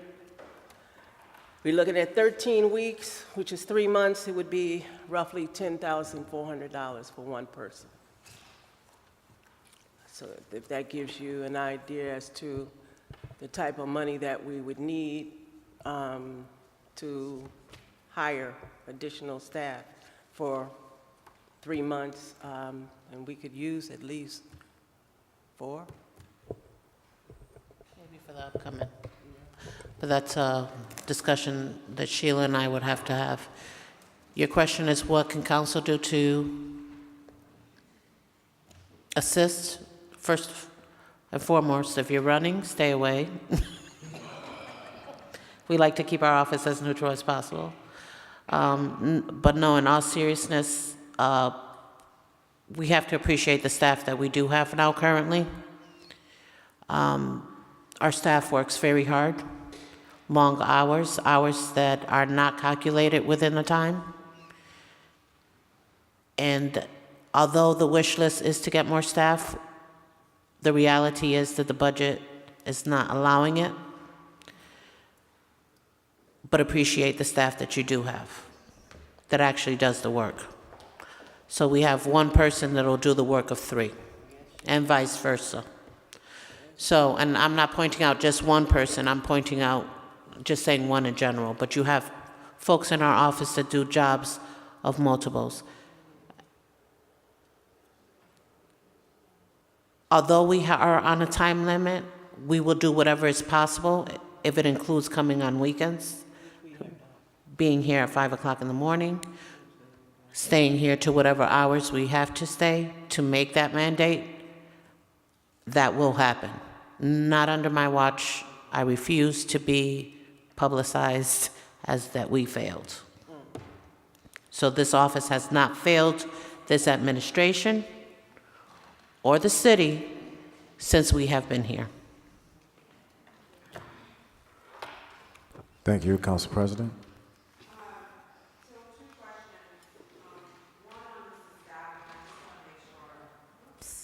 Two questions. How you doing? Good evening. I just want to make sure I understand the staffing, because in the adopted budget for this year, we did not have temporary seasonal employees. No. But year-to-date, it's saying that we have expended 171,000. And then we're recommending 0. So I'm just trying to reconcile that, if you can help So me. you don't necessarily see the temporary folks up front. What you will see is the temporary folks as far as poll workers. So when you break down our elections, you'll see that we've added for a staff person on our election breakdown and our business cases. And then Canvas, we do have a part-time line item there that can assist, but it doesn't cover everything. So how many, because this line says seasonal employee / 90-day temp, so how many, what's the breakdown? And you can get it to me with respect to like the poll workers that like work the day of the election versus the 90-day, as Ms. Hall was explaining earlier, that's kind of like where you need staff. And again, I'm just trying to understand, and Jolita, you may be able to help us out here. We can. Okay, Yeah, because I'm trying to understand, we didn't budget for seasonal and temporary workers, but on the budget, the line item budget that I'm seeing is showing that we've spent 171,000. Yes, you did. And that was poll workers, and that was also the young ladies that worked in the office prior. Yes, it was. They were in that. Trust me, they were. No, she's talking about now for this year. I'm talking about this current No, this fiscal current year. year. She's talking this. 170. So you're not speaking on the 170,000. I'm speaking on this fiscal year, 171,000 year-to-date. So what we've expended in this fiscal year to April, I think this was as of April. That's what it is. That's the poll workers, that's the crew. Exactly, but that's the poll workers and the crews. So those seasonal temporaries are the folks that work the actual election. So prior to the election, you have about 6 people who come in who are our setup crew.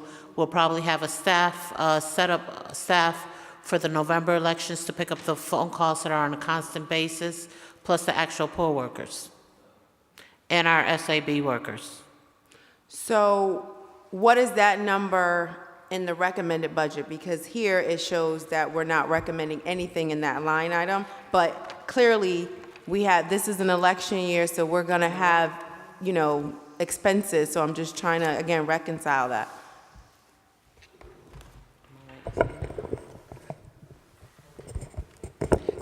Good evening, and through the chair. From the budget for the current fiscal year, there was a budget of $208,000 for planned elections. There was going to be an August primary and a November election. That was budgeted in sundry, and throughout the year, a resolution comes forward to council that gets voted on to transfer funding from sundry to ROV. That happened and brought in the resources to pay for part-time, among other things, for elections to come in 19. So you're seeing that actual cost for the folks that the ROV hired. So in this year, what are we budgeting in the sundry account for this year, given that, we have a same potential primary and election, general election? I'll let the registrars speak to the elections themselves, but there are 3 budgeted for $458,000. So in that bucket of $458, that's for election, activity. So you could fund the 90-day temps out of that, or no? I'm trying to understand the uses of funds. The 90-day temps that Sheila and I are, with Thomas's question, that's on a day-to-day basis, not actual election stuff. So prior to an election, you have to do certain things that have to get to that election day. We are short-staffed in our office to get to, we get it done, but with more staff help during that crunch time, it would be more helpful. As far as the election costs go, those are poll workers. So say, for example, moderators. We have 24 moderators that have to be there. We have, if it's a dual election, which is one of the first primaries that we put up in our budgetary, the breakdown that you'll have, that will be an AR position. So it's 2 elections within one. That's what we mean by dual. She would have to have her staff.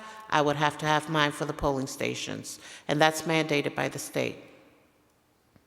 These are the required positions that in order to run the actual polling place. Now you move forward, we have the setup crew because there's a lot of equipment that has to go through all the polling places, get it prepared, so forth, getting all of that equipment ready. You have the SAB workers, so you have the mandatory sites, but then you also have citywide areas. So in a big election, like Mr. Lusa was saying, if he triggers 20 or more absentee ballots, automatically it's sent over to ROV. ROV then has to make that decision to go to that site. So those are the costs that you see within the elections. So although the election is September 10th, the process actually begins now. Yeah, of getting it ready. So, next question. I'm just curious, you mentioned kind of obviously all these legal mandates, and there's a lot of different, bills that are going on. Eric mentioned early voting earlier, but I think the latest I heard that it didn't pass the Senate, so it's not going to happen. But to the extent that there's other bills that you mentioned, I'm just trying to gauge, is there any kind of budgetary impact that it would have on your operations in the city budget that we should be aware of and mindful of? It would have been nice if our ROVAC, normally we do have a lobbyist that goes out and like last year I could have named off all the actual bills that are passed, not passed, or are still in committee for whatever reason. Unfortunately, this year they have not shared with the ROVs the actual list of bills. So without me actually going on the LOB site, which I do on a daily basis and try to catch up, the only one that I found that currently, besides the unofficial checker one that has gone up for the House, is going to be another one, an act concerning polling places at institutions of higher education. Those are, won't affect Hartford as much because we only have maybe 2 colleges that we can really target as putting as a polling place. That's what the Secretary of State would like to see. So you would have Trinity College, another polling place. You would have U of H, another polling place. That's the only thing that will be of an extra cost if that actually passes and when it'll be in effect. And if it does come in effect, it's July 1st of 2019. So that's something that was not predicted. That will be something that we would have to work with and bring up to council on a later date. Thank you. You're welcome. Councilman Gale.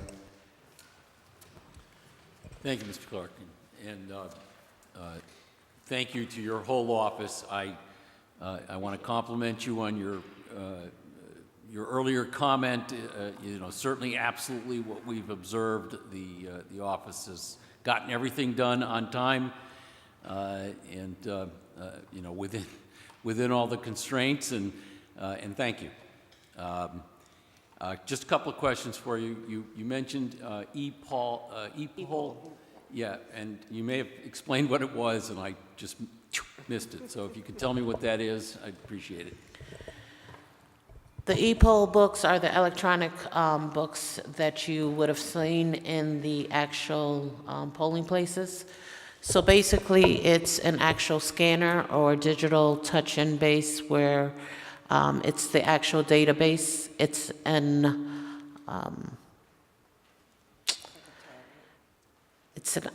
Apple Pad, and it holds every registered voter there. online. So it goes to, say for example, John Gale lives on Cone Street. And all of a sudden, you didn't come and vote for several elections. You didn't answer to your canvas card, so we don't know where John Gale is. You will automatically in our office become an inactive voter.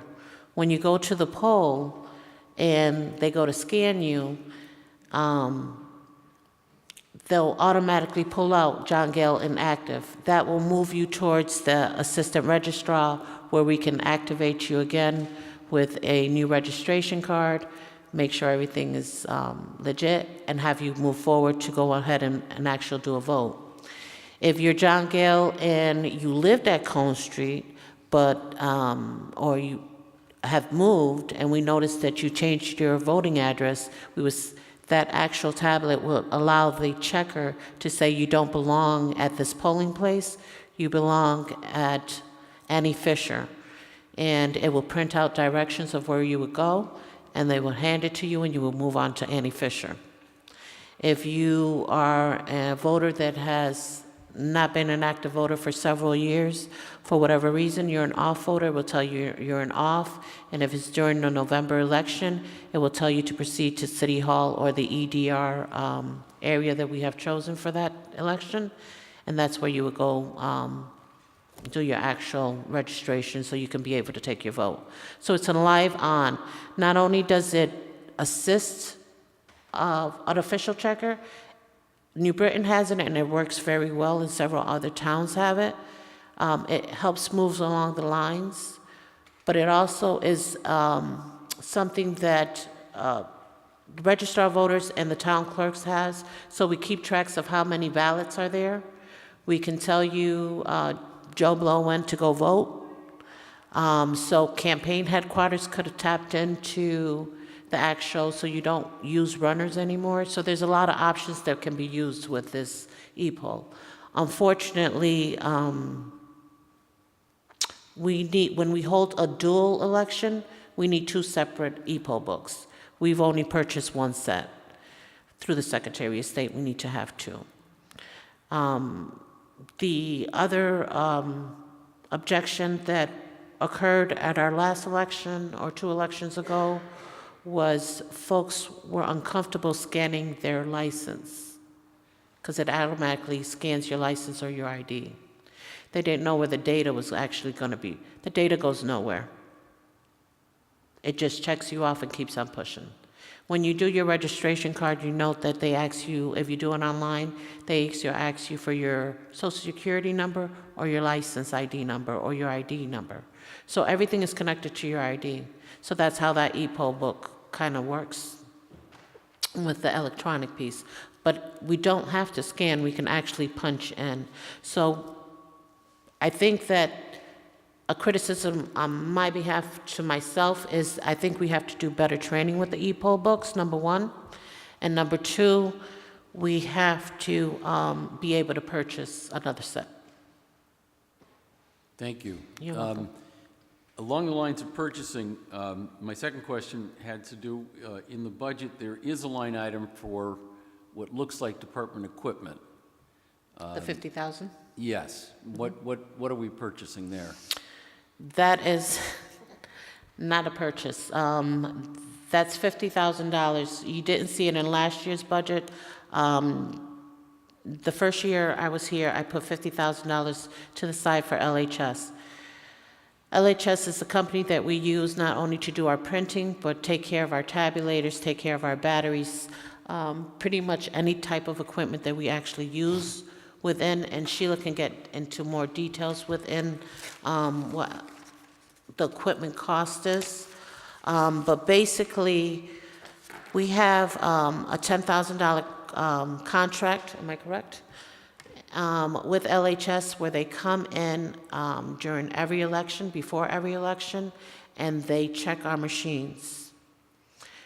With that being said, our tabulators are ancient. They're getting older. New equipment is coming up with the times. Every time we go to a conference and we see all this new equipment, we go Google Gaga. We would love to have it, but unfortunately we can't. So I've requested that we put $50,000 to the side to replace old batteries that have deteriorated and replace any tabulators that have come on. With that, there's a cost and a breakdown that we have provided with our business cases of what LHS has given us a roundabout with that. So that's what the $50,000 is. Thank you. You're welcome.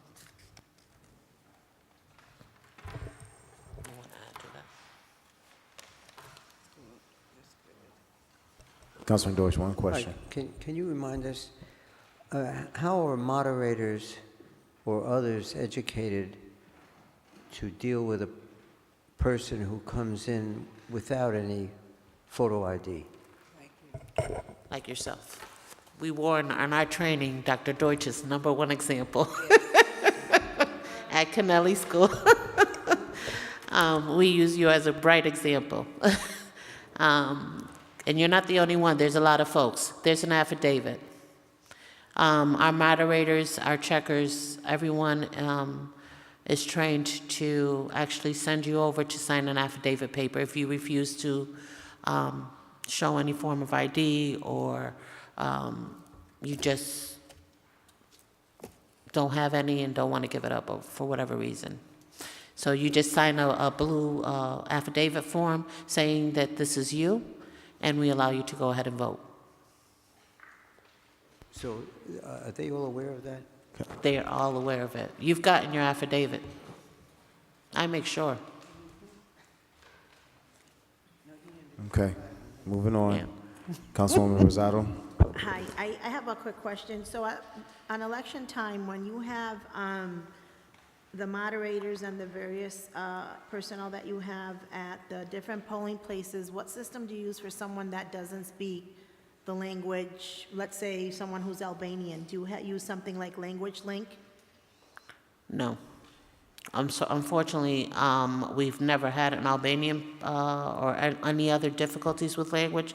The main language and the only, unless there's a certain percentage, fortunately, I would love to have different languages, but Spanish is the only other thing. We do have in every polling place, we do have a Spanish-speaking person. And everyone else who speaks English. But that's what we're mandated to have right now. If you know of anyone with different languages that would love to be part of the election process, send them down. Okay, thank you. Mm-hmm. Thank you very much for your presentation. We appreciate your governance and your support to this city. So we shall recess for about 15 minutes. Next up is the mayor's office.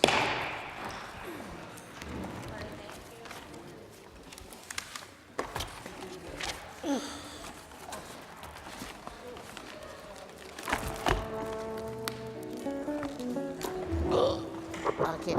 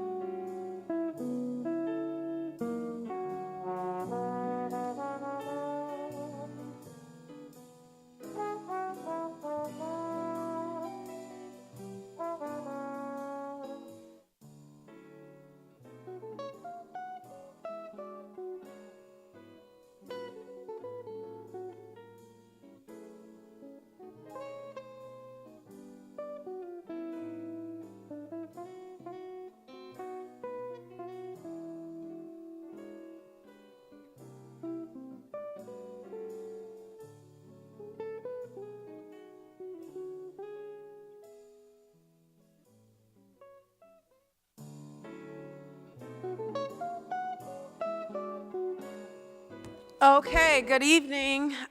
We will reconvene our remaining agenda.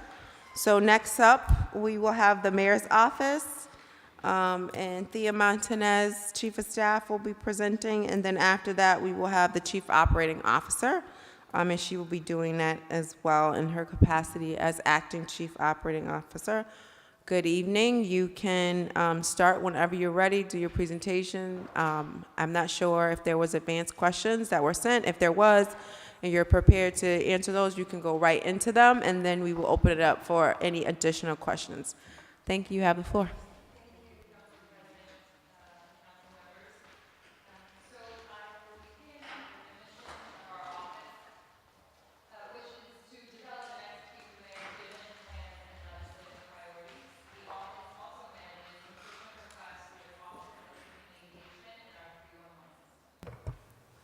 Thank you, Faith. Thank goodness they're here. This is our organizational chart. As you'll see, it's the mayor, myself as chief of staff, and then there is our administrative staff. There's a total of 4. Community engagement, there is 2. Our 311 service center is filled with 3 positions, and our office of sustainability has a team of 2. The majority are covered by general funds. I just want to point out that the information pertaining to the Office of Sustainability being 100% grant funded is not completely accurate. It is not 100%, but it is almost close to. But we will confirm that number as a follow-up to this meeting. In terms of strategic initiatives and priorities, it's always been to maintain financial stability and pursue citywide economic growth, to develop and guide public safety initiatives, including reentry and intervention programs, direct the city's environmental and sustainability initiatives, and to expand opportunities for our youth. Just a couple of highlights before we go into some key areas. We've worked very hard as we have this year, as we have in previous years, to secure private funding to support key initiatives. That includes $2.5 million for the 3rd year of Hartford Youth Service Corps, and I'll talk more about those outcomes. $500,000 for our Summer in the City event series that helps pay for city services that the city normally subsidized to support great events that happen this summer, like the Puerto Rican Day Parade Festival, the West Indian Festival. I mean, there's several of them, and we're actually getting ready to announce the lineup in a couple of weeks. We just received word that we received nearly $500,000 for a child literacy initiative, so we're really excited about that. More to come. Recently, we secured $30,000 to kick off a statewide youth homelessness initiative that Hartford is participating in. And just this winter, we were able to secure funding so that we were able to feed children, students of the Hartford Public School System during their winter break. In addition, we advocated for state policy change related to issues that included things like clean slate, marijuana legislation, land bank, conservatorship, minimum wage, paid leave, paid equity, and crisis pregnancy centers. This year, as a team, it was a challenging year as we lost a member of our team, Linda Baer, who normally managed our boards and commissions. And so we were very fortunate in finding David Grant, who is fairly new to the team. I hope all of you have had a chance to meet with David. He's very excited about managing city boards and commissions. And so through his work, he hosted recently a training and appreciation event for our commissioners that we have not done in the past, as well as an informational session. There were 60 or so attendees that came to the reception. There were 53 commissioners that actually participated in the training, and we received 7 new applicants from those folks that came to attend to learn more about the various boards and commissions that we have. Since January, David and team have reviewed and connected with 51 new potential commissioners. Since January, we've nominated 24, and I believe we have an additional 7 that are before council right now. And since January, 3 commissions have finally met their quorum and can officially meet, including the Commission on Aging, CODI, and Film and Media. In addition, David had put together a commissioners programming board consisting of 5 commissioners to help us think about better ways to develop programming and to assist with marketing the various boards and commissions. In addition, we recently kicked off our Complete Count Committee in preparation for the April 2020 census. And so David was very helpful in coordinating with the U.S. Census Bureau staff and the Lieutenant Governor's office to help facilitate that. And we are currently working with about 36 organizations. Actually, we've invited 36 organizations from across the city to be a part of that, and there were 82 people who received those invitations. So, community engagement, some highlights, and community engagement is led by Janice Castle, who is here. Her and her team have served over 1,200 residents through walk-ins right here in City Hall, phone calls, and just online submissions. In addition, they have helped 52 families receive a total of nearly $19,000 from Operation Fuel to help with fuel-related costs. In addition, they work with the Larrabee Foundation and distributed $19,000 to 19 Hartford families to help with rent and utilities. We have issued nearly 1,700 municipal IDs since the program has began.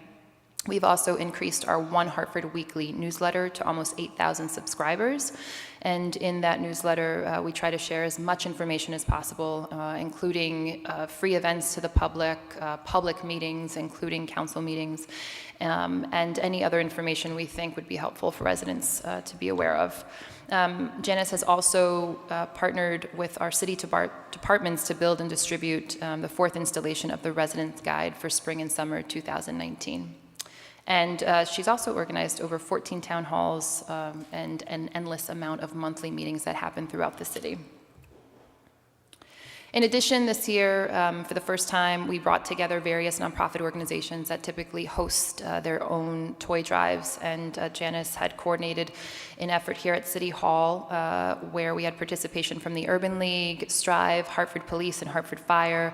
I don't know if anyone was able to attend that Saturday, but there was literally a line around the block of children and families that came to receive free toys, and there were a total of 2,500 toys that were distributed that day, and folks were able able to take pictures with Santa Claus in front of the Christmas tree in the atrium.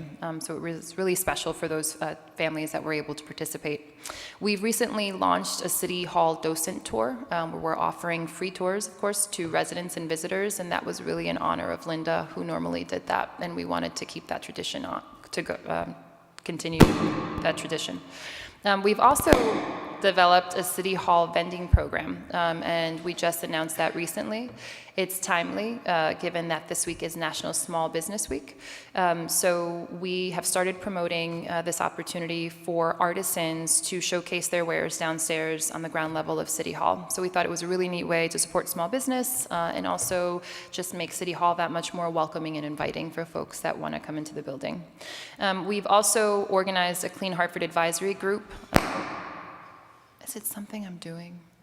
No, okay. We've also organized a Clean Hartford advisory group to assist in the creation of a citywide anti-litter campaign. It's probably one of the things we hear most from folks is just wanting to keep Hartford clean. And we think the way we can do that, or the only way we can do that, is just working with as many organizations as possible, especially youth groups.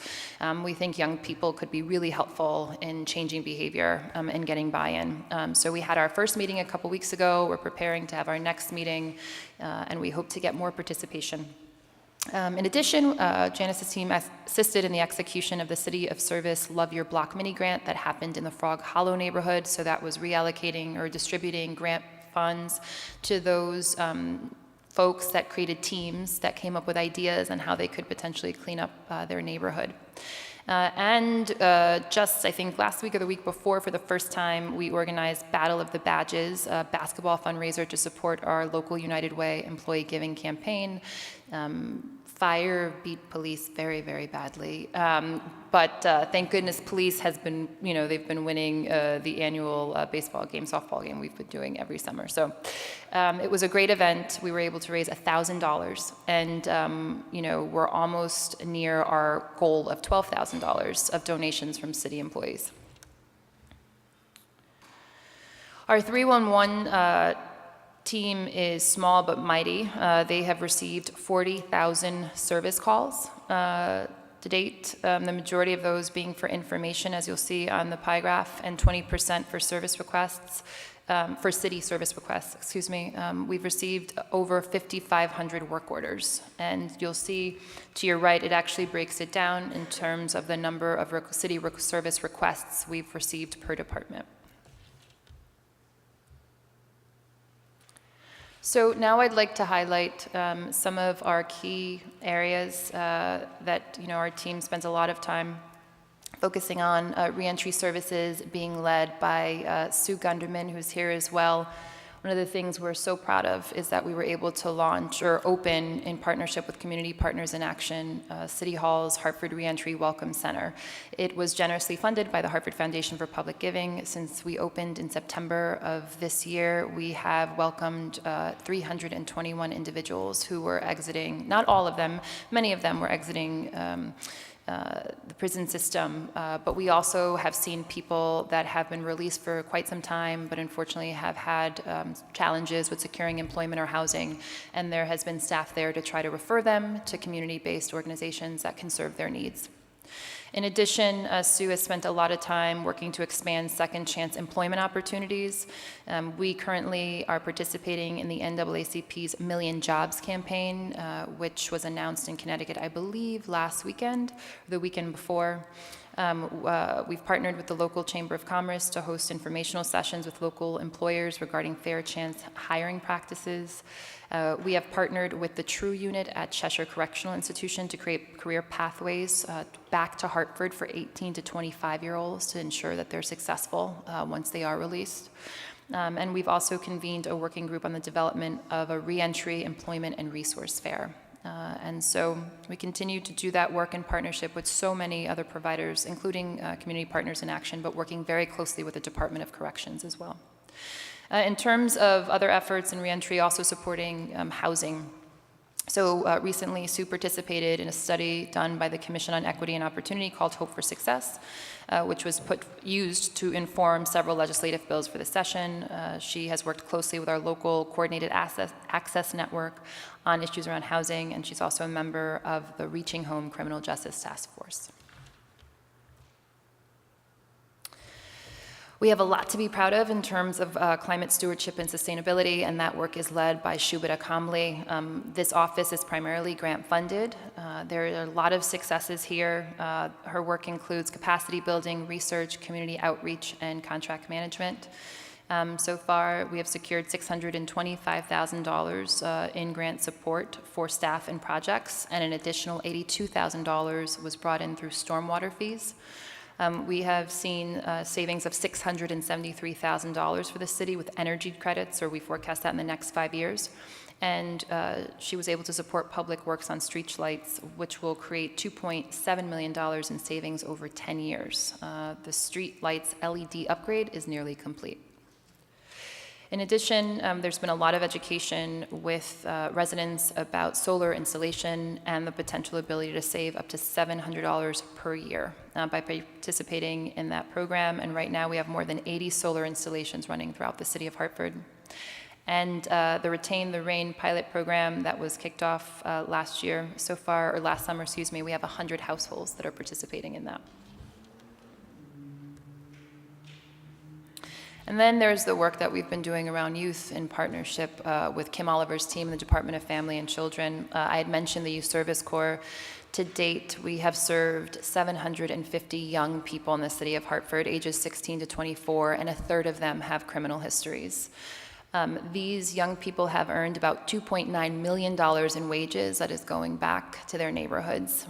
They've completed 250,000 hours of projects that total almost 1,200 community service projects. Actually, just a year ago, this month, May 26th, there was an 11-year-old boy that was shot in the arm. He survived, and that young man inspired a body of work, which I led, around youth violence prevention. I'm happy to report that little boy is doing really well. We wrapped him up with a lot of love, and many nonprofit partners came to support him. Today, he has a mentor. He's on the basketball team.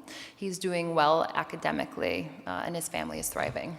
So we're really proud of the work that we've been able to do with him, and we want to help other young men and women that are victims of violence in the city. So we worked with the Hartford Police Department to hire a juvenile specialist. I know Interim Chief Thody talked about that position. That person is there. That person is a civilian. He has a clinical background. He's bilingual. He works in partnership with the officers and the detectives to ensure that when a young person comes through our doors, that they have whatever support services that they need so we don't see them again in the Hartford Police Department. And so we've been experiencing a lot of success. Again, that's done in partnership with the school system, the Department of Corrections, juvenile probation, and a whole host of youth providers. Moving on to Action, which was a program I mentioned last year. It was in response to Bloomberg Philanthropies 2018 Mayor's Challenge. We were a finalist, so out of 325 cities that applied, Hartford was one of 35 that was chosen as a finalist.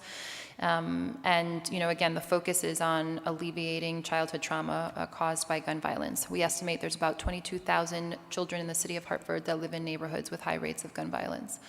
And so we engaged nearly 700 Hartford stakeholders in various ways, either through focus groups with parents, surveys that were in English and Spanish, as well as a 48-hour civic hackathon that we hosted at Upward Hartford. We had really great participation from various community members, educators, caregivers, teachers, and we were proud to report that one of the winning teams was a group of high school students from Hartford.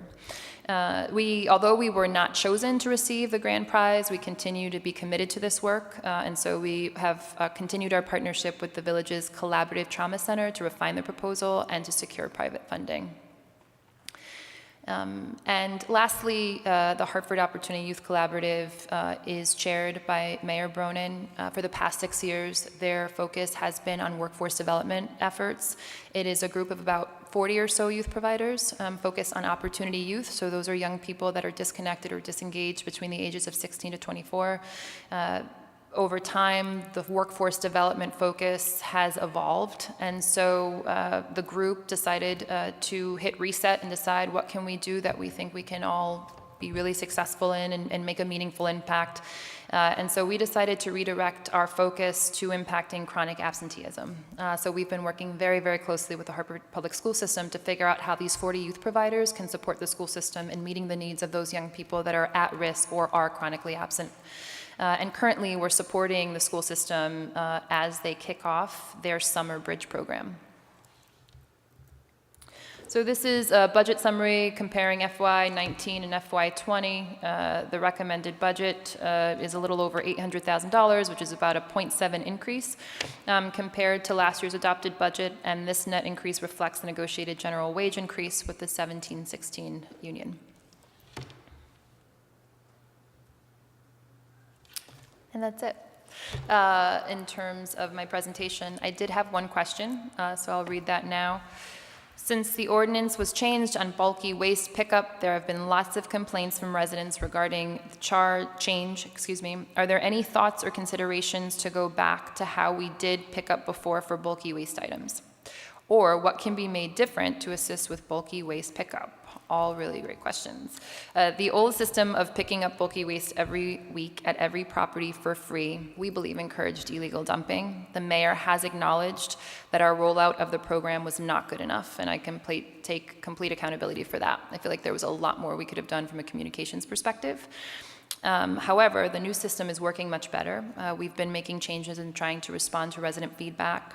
Our current practice is to use the appointment system, but also to pick up bulky waste whenever we see it and whenever it's reported. What we're seeing now is significantly more compliance with the system, which is great news. In the first 6 months of 2018, there were 311, 311, not 311. 311 received 197 reports of bulky waste. In the last 6 months, it's received over 322 reports of bulky waste, which is greater than 60%, which means that people are reporting it more and utilizing the 311 system, which is exactly what we wanted. Since Mayor Bronin committed in the State of the Union to picking up bulky within 3 business days of reporting it to 311, we are meeting that pledge. There have been 176 reports of bulky waste, and as of this morning, there were 12 open, none of them which are overdue. The appointment system that DPW uses also reflects greater compliance. This year, there have been over 2,200 bulky waste appointments, which is greater than a 50% increase compared to the same time last year. I also want to mention that we partnered with Harvard University's Kennedy School of Government. They have a master's in public administration there, and they wanted to work with the mayor's office on a specific issue, and so we asked them to focus on bulky. So for the past several months, they've been working with public works, community engagement, meeting with various NRZs, and getting as much information as they can to come back with a set of recommendations on how we can continue to refine the program. And we look forward to their results, and we'll definitely share it with council for your review as well. So those were all the questions, and I'm happy to take additional questions now. Open up to the floor. Minority Leader. Thank you for the presentation. How many unionized employees are there in the mayor's office? There are none in the mayor's office. There are in the 311 team, there are unionized employees. And how many employees are there in 311? There are 3. Okay, thank you. You're welcome. Majority Leader. Evening. Thank you for your presentation. Just a few questions. More curiosity than anything else. So we have $500,000 for the summer in the city event series. Is that just for last year, or is this continuing on for this fiscal year and the following year? This is for this summer. So this will be the 3rd year that we've secured $500,000 for events. Okay, and so that's basically to support CICD, the Puerto Rican Parade, and also other events, correct? Correct, yeah. Okay, and in what way would that be supporting CICD? So with all of the events that do receive the funding, it goes towards city services, so costs associated with police, fire, public works. Okay, do we have a number on that? Dollar amount? Yes, so it varies depending on the event, what the city services are. On average, though, for the larger parades and festivals, we provide them, I think, with a $60,000 grant that's administered through the Greater Hartford Arts Council. All right. But I'm happy to follow up with a list of all of the recipients of that grant funding and the amount that they receive. And we can also confirm the amount of expenses related to city services that they incur. Okay, appreciate that. If you could send it to the entire council. Sure. My other question is the, so 1,672 municipal IDs has been issued. Now, is that for both U.S. citizen and non-U.S. citizens? So we don't, I believe as part of our process, we don't inquire in terms of someone's citizenship status. Okay, so basically, I'm just curious because, you know, with the census coming around, I'm just hoping that we have that relationship with with folks that acquire these IDs so that they can, you know, because there's a trust issue with immigrants, right? And I'm just curious as to, you know, how is the relationship with the city and officials with these, with the immigrants? I'm hoping that they can fill out the census without any concerns. Yes, so that is something that we've heard from several community members. At one point, President Trump had attempted to try to add a question on the census for the 2020 asking for the citizenship status, and that was blocked by a federal judge. And so, but there still is this perception or misperception, right, that folks cannot or don't feel comfortable filling out the census. And so, again, that's why we're working so closely with community-based organizations to figure out ways that we can address any sort of concerns that people have. We want as many residents as possible to fill out the census because it impacts several things, including the amount of federal funding we receive for really important programs. All right, this next question about the Clean Hartford program. Are we, or is the mayor's office engaged with the BOE so that they can also extend this program into the school system so that we could start at an early age and have them, you know, as they grow older and also the high schools, Sure. so they can participate?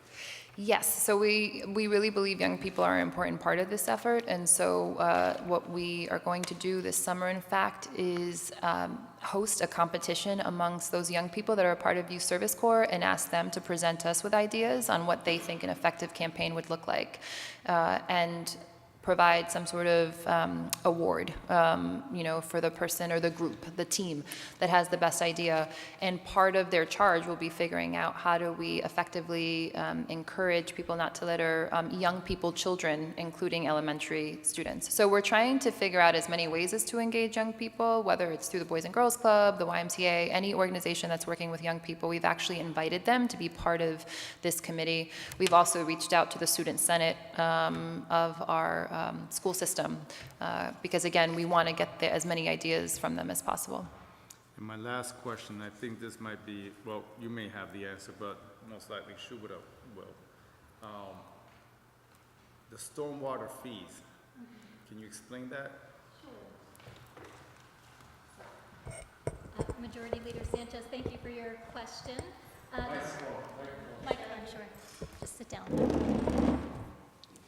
So thank you for your question. The stormwater fees are the result of developers paying into those fees for non-compliance with zoning code revisions.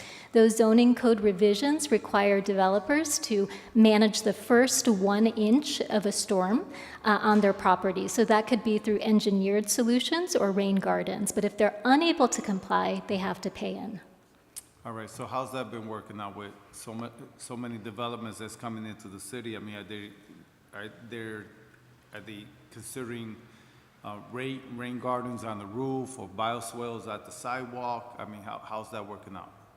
So I don't have details on the different interventions that have been proposed, but I can certainly find out and get back to you. Okay, thank you. Yeah.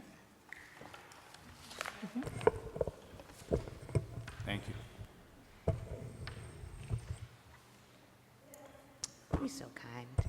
Hi, Al. So I have two questions.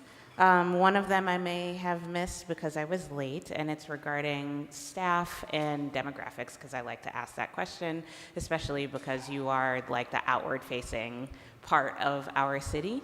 So from what I see from the organizational chart is that there are 11 folks that work under you, essentially? Correct. And how many of those folks are Hartford residents? They are all Hartford residents, with the exception of David Grant, who Yes, is still within his 6-month grace period. Awesome, thank you. Yeah. And then in terms of race breakdown, do you have those numbers in front of you by any chance? Not in front of me. I mean, I some can of the see, people are but behind I me. see. But I'm really proud of the fact it's a very, very diverse staff, and I'm happy to follow up and confirm, specifically the breakdown. Awesome, thank you. And then my second question is actually around the LED streetlights, which I think is a really great idea. Where specifically are they located around the city of Hartford? Are they evenly dispersed amongst the neighborhoods? Are they focusing on one specific neighborhood and then we'll roll out? Like, where are they? Yeah, sure. Shubha, did you want to answer that question? Or?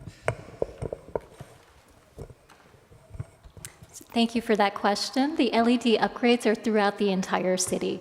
A portion of our streetlight infrastructure is owned by Eversource, so they're responsible for their streetlight upgrades, and the city is also upgrading our own as well.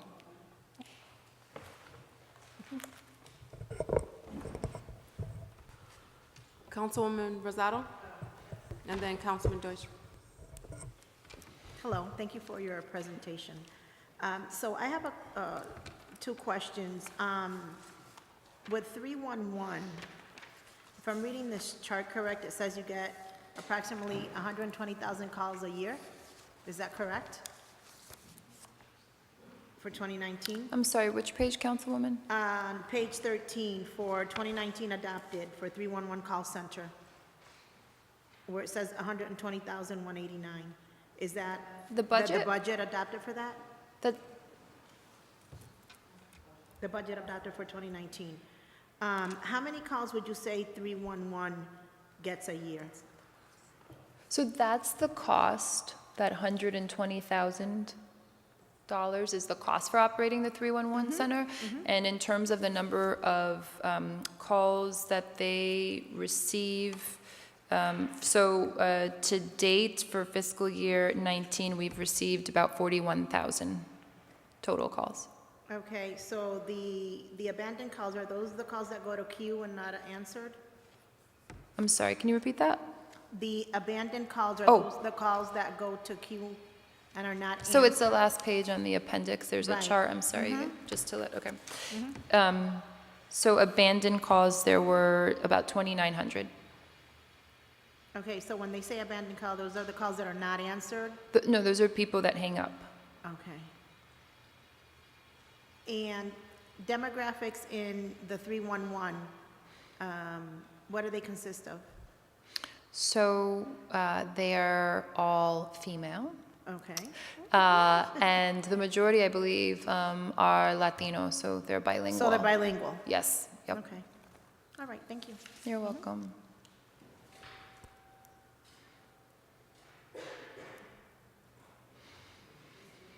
Oh, thank you. Welcome to this end. I have a couple of questions. In terms of the org chart, the constituent services, I may have missed something, is actually community engagement. Correct. Yes, we called it community engagement. Right, right. Yeah. So how could you say is the distinction when a resident calls between the function of 311, a visit to community engagement or constituent services, and a call to one of the executive assistants on the city council staff who I recognize help persons with many of their issues other than community engagement. And so when a person calls community engagement,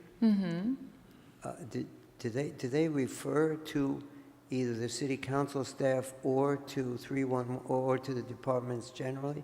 I mean, I ask because I had an experience where someone said there's nothing that they could do. We chatted about that, I remember. Yeah, and Yeah. you know, I don't remember if I told you, but I was a little surprised Yeah. that a citizen should come with a problem and someone would say there's nothing they can do, which might have been true. Yeah. You know, there are times when there's nothing one can do, but it didn't seem to advance the question or refer it. Can you just help me what to say to someone who wants to call with some issue about property or rights or something? Where do they go first? So it depends on which number they call. So some people will call directly the mayor's office, which is 757-9500, and the front desk will try to answer the question as best to their ability. And if they don't know, then they will refer the person to our Office of Community Engagement. Okay, fine, so we can do that. The next thing, also on the same chart, same page, again, I may have missed it. The Office of Sustainability is 100% grant funded. Can you remind me or us, is it the large insurers that are doing that? No, so it's not 100% grant funded. I may have mentioned that when maybe you were not here yet, but the majority is. We'll follow up with that exact percentage. And those funders include the Hartford Foundation for Public Giving, Partners for Places, Circa, which is... Yeah. Okay. Shubita will give you the list of funders. We have University of Connecticut's Connecticut Institute for Resilience and Climate Adaptation, the Hartford Foundation for Public Giving, Partners for Places, there are actually 2 cycles of funding, the National Fish and Wildlife Foundation, Bright Ideas, which is administered by Eversource, and the Department of Energy and Environmental Protection. Thank you.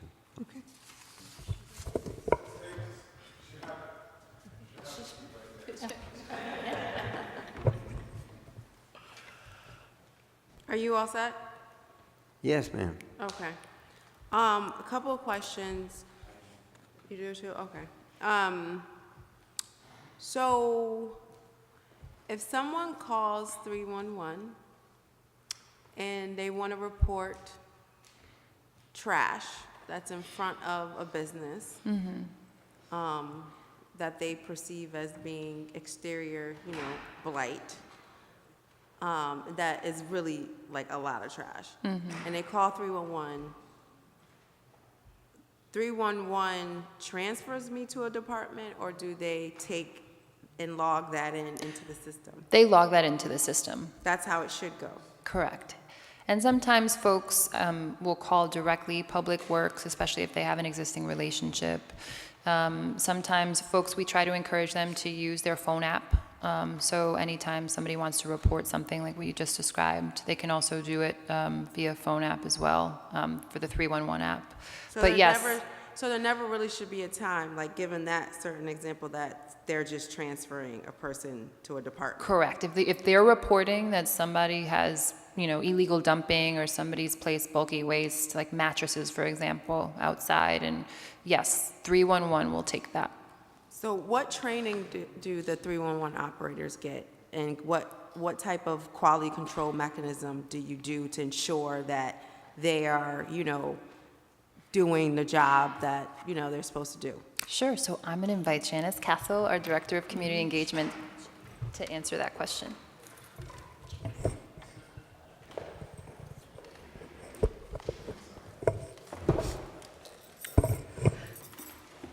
So one of the things that we do for our 311 staff is that we get input from, when we go to the NRZ meetings, we ask residents for feedback on their interactions with our reps, and I also meet on a regular basis with the department heads. We have a large spreadsheet that contains all of the work orders in the system, and we go through them to understand what their interaction is. So is it our employees are submitting requests incorrectly? Are they transferring too many calls without handling the end-to-end customer service? And one of the things that we're working on for this summer with specifically DPW is to have our staff go on the road with the DPW supervisors to understand the difference between the work orders.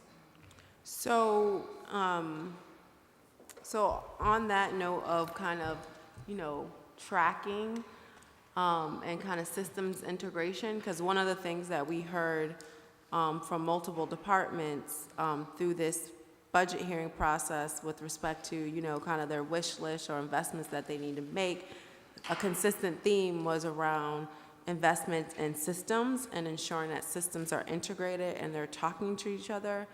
And, one of the things that was revealed was this notion that, development services and L&I has one system that doesn't talk to 311, and the health department has another system that doesn't talk to development services that doesn't talk to 311, and you can go on and on and on.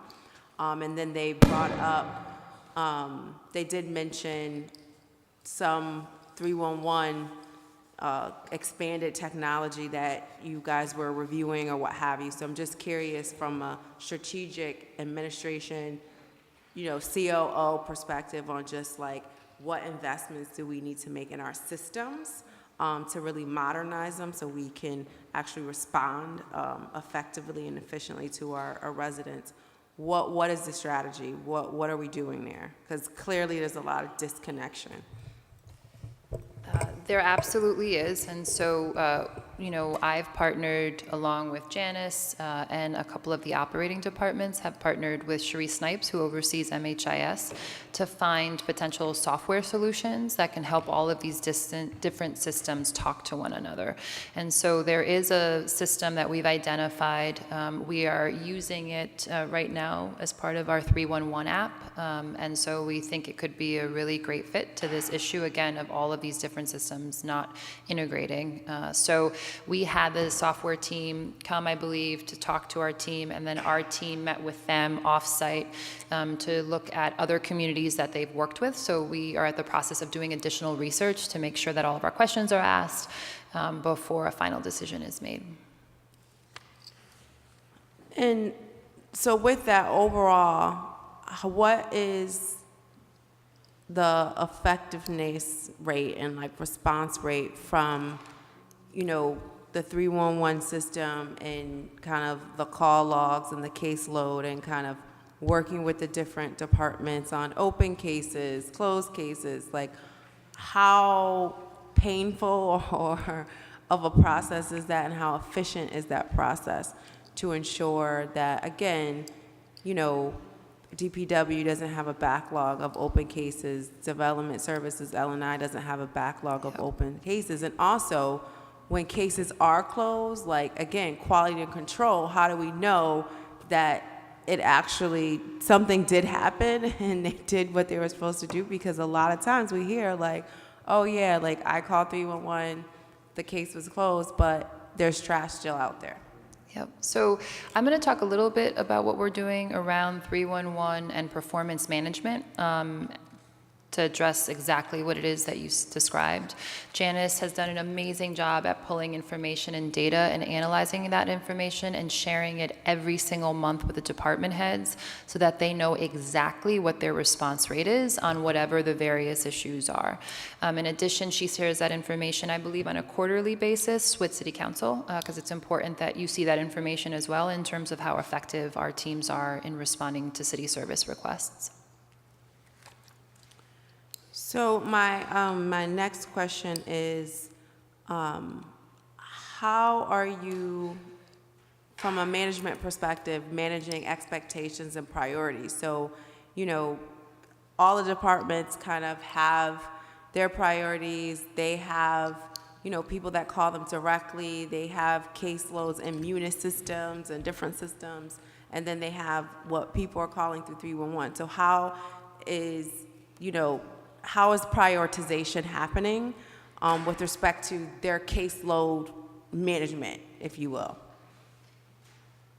The operating teams, once they receive all the various requests? Exactly, because Sure. again, they're getting cases from different places. Like people can call in Yep.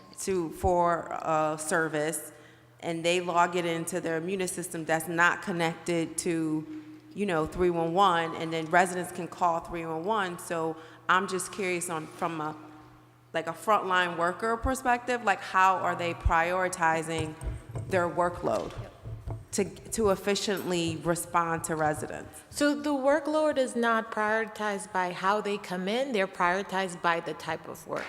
So one of the things that we do on that spreadsheet that I mentioned, so each specific item has a priority level and a response time. So it doesn't matter if someone calls in, it's logged into 311, someone calls in directly or sends an email, it's just added to the queue based on when it's received and the priority. So for example, if someone reports that a stop sign is down, that's an instant request. They send someone out immediately.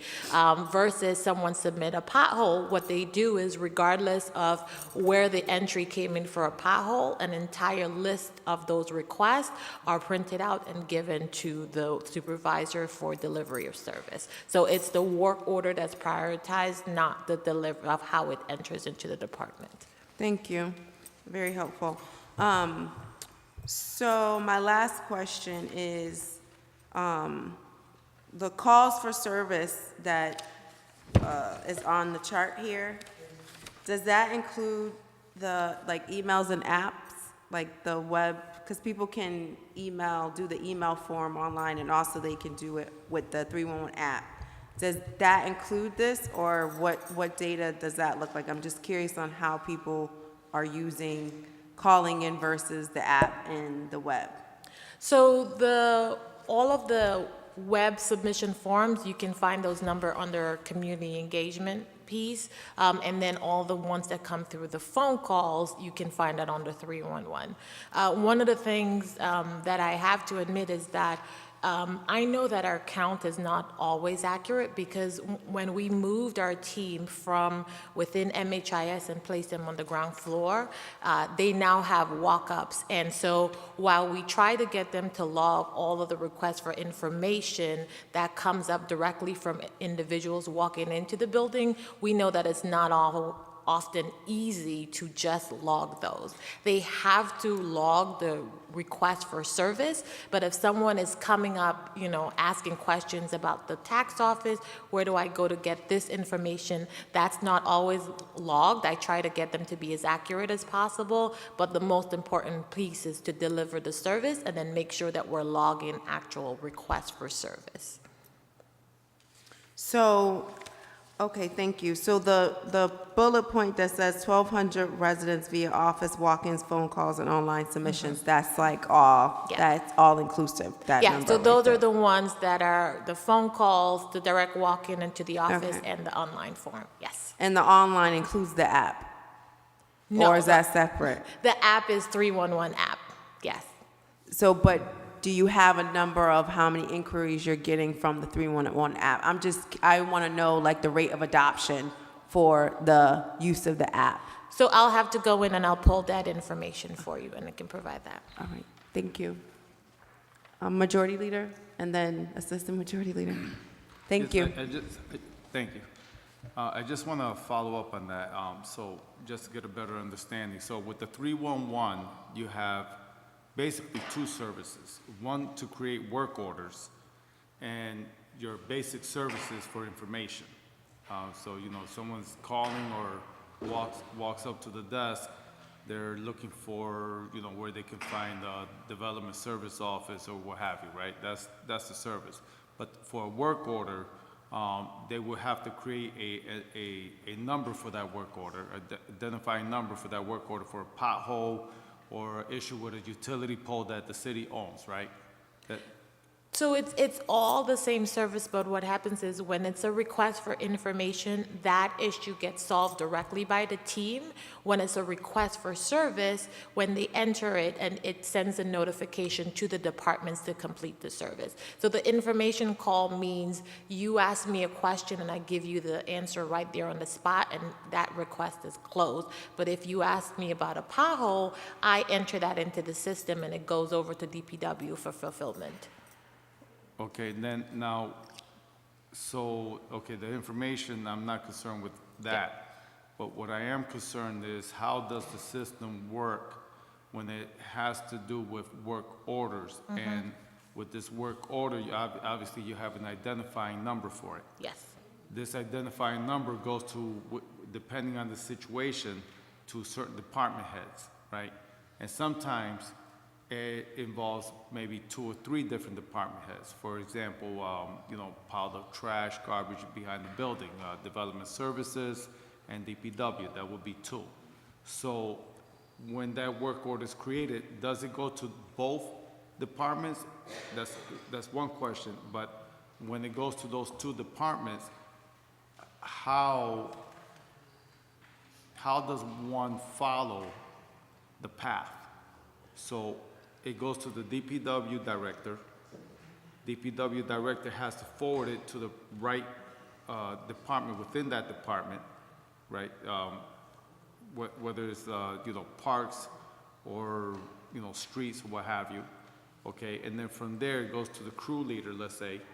Now, once it hits the bottom, the actual workforce, that person is the responsible person to perform the duties, and then he has to kick it back to am I understanding this So right? you've added a lot of layers that are not in the system. So for each department, for every work order, they assign someone on their team who's responsible for following that work order through to completion, in terms of whether it's they assign it to someone, that person brings it back to them, and they close out the work order. So there is somebody assigned to that. But what you're talking about, I can give you specific examples. So for example, exterior garbage and debris or overgrown vegetation is handled by 2 different departments, right? So initial submission of that request goes over to the health inspector for inspection. He goes out to the property.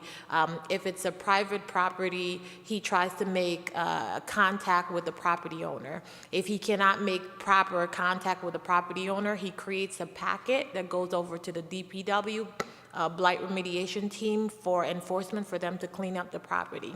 So when the health department close out that record, they can decide if they're closing it out completely, or they can send it on to step 2, which goes over to DPW for completion.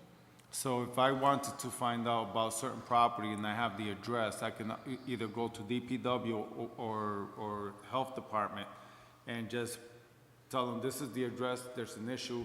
They can type it in and bring up that work order by address? How the accountability of it, how do we? So what we encourage residents to do is not even to go to the department. If you call my team directly at 311, you give us the case number, we can pull up that information and we can see where it is, and we can follow up for you. So we can find out, was a packet sent to DPW, and if the packet went out to DPW, when is it assigned for completion? But if we didn't have the case number, is my point. Let's say there's several complaints on one property, and so you can look it up by address, absolutely. Okay. But All we right. do encourage, and this is why we encourage folks to use 311 so that we can have a case number, but we can also search the system for address. all right. So if it's not taken care of, we'll know who's responsible and we can follow up. Absolutely. Okay, thank you.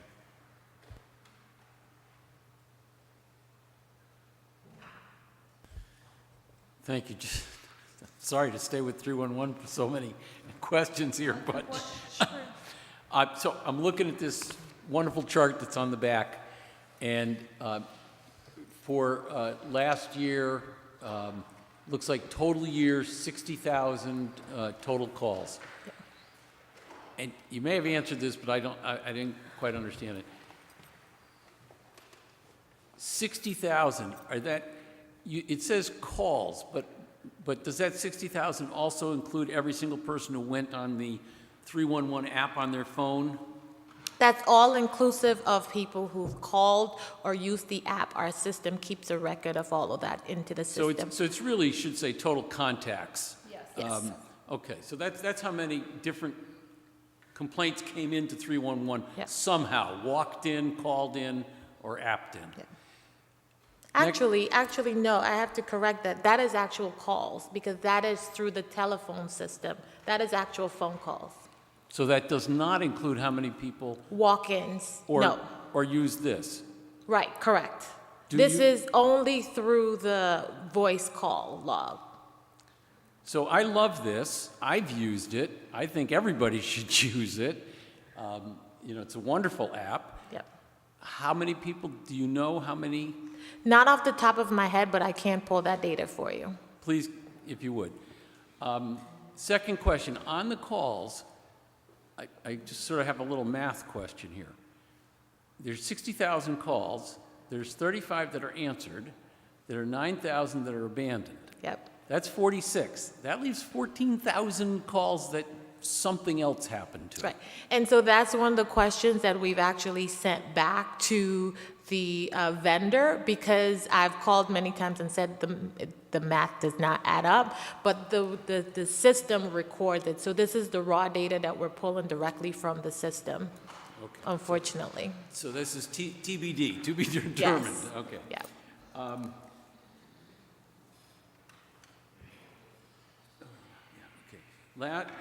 Last question, totally different topic. And probably back to Thea here. Boards and commissions.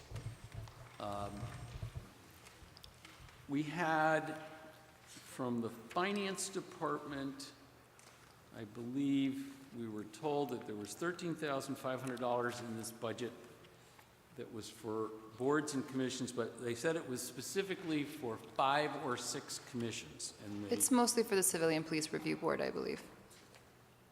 Say- I believe it's the majority of it is for the Civilian Police Review Board. Okay, so question is there any other money in the budget in other departments or other line items that's for boards and commissions? The only commission that has funding associated with it is the LGBTQ plus commission, and that's because at one point the commission had a fundraiser, and they had about $800 that was unspent, and so we kept that into an account. But that's the only commission that has monies associated with it. That's kind of their own money. Correct, but other than that, I am not aware that any other department has funding to support commission activities, other than the Civilian Police Review Board. So finance did tell us that line item also supported the assessment appeals, the Commission on Disability, the Permanent Commission on the Status of Women, and LGBTQ. I think they said it supported those 5 commissions. I know LGBTQ, as I mentioned, has Right. monies available to it, CPRB, the bulk of those monies, and I'm sure for zoning and appeals, but I'm not aware, I could follow up in an email. Okay, but there's no other money in any other line Not item? that I'm aware of. Okay, thank you.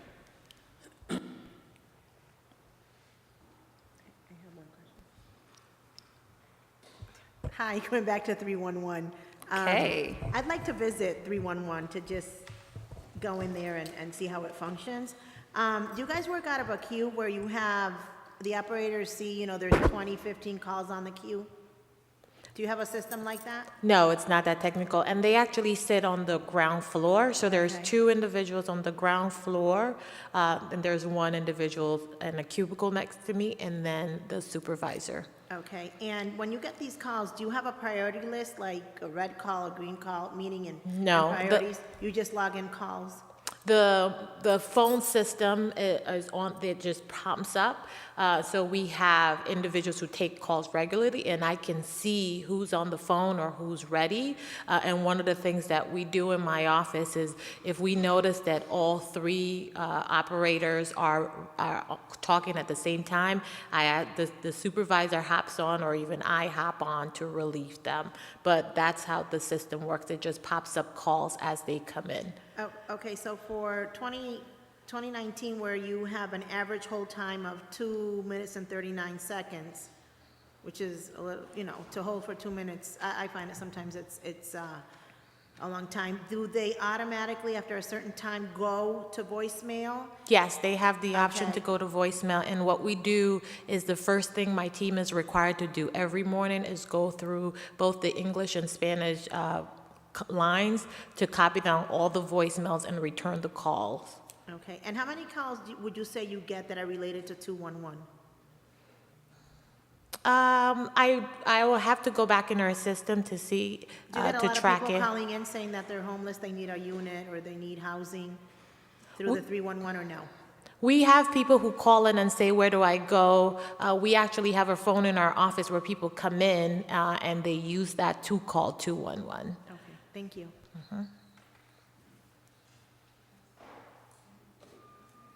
All right, well, thank you. That concludes our evening tonight, and actually, it concludes our departmental budget hearings. Oh, who's that? Oh, Chief, oh, geez, that's I'm right. back. That is right. All right. Thank you. I don't have to do this, Council President. Yeah, that is true. That is true. That is true. Okay, one more. Chief Operating Officer. Office, you have the floor. Thank you. Thank you, Ranbir.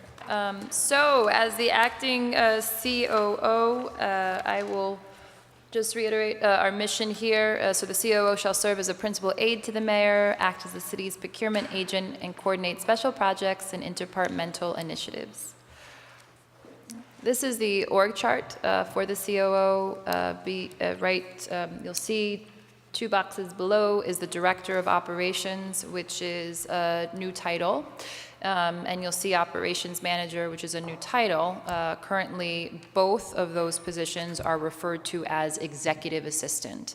In working with both Faith Palmer and Maritza Braithwaite that serve as Executive Assistant, I did not think it was accurate to refer to them as executive assistants, knowing the work that they do. And so hence the reason we developed the Director of Operations role and the Operations Manager role. Within Operations Management, there is our Graphics and Mail Services department, our printing operations. And then there is the North Hartford Promise Zone Administrator, which is Courtney Jackson. And then you'll see the various operating departments below. So highlights from fiscal year 19, we were very fortunate to have Ron Van Winkle with us, and Ron spent a lot of time working with then CFO Melissa McCaw to create and manage the implementation of our MARB 5-year recovery plan. Currently, I am partnering with our Director of Human Resources, Sharice Sherry, in reviewing the status of all pending EEO complaints to ensure they are being attended to both thoroughly and as quickly as possible.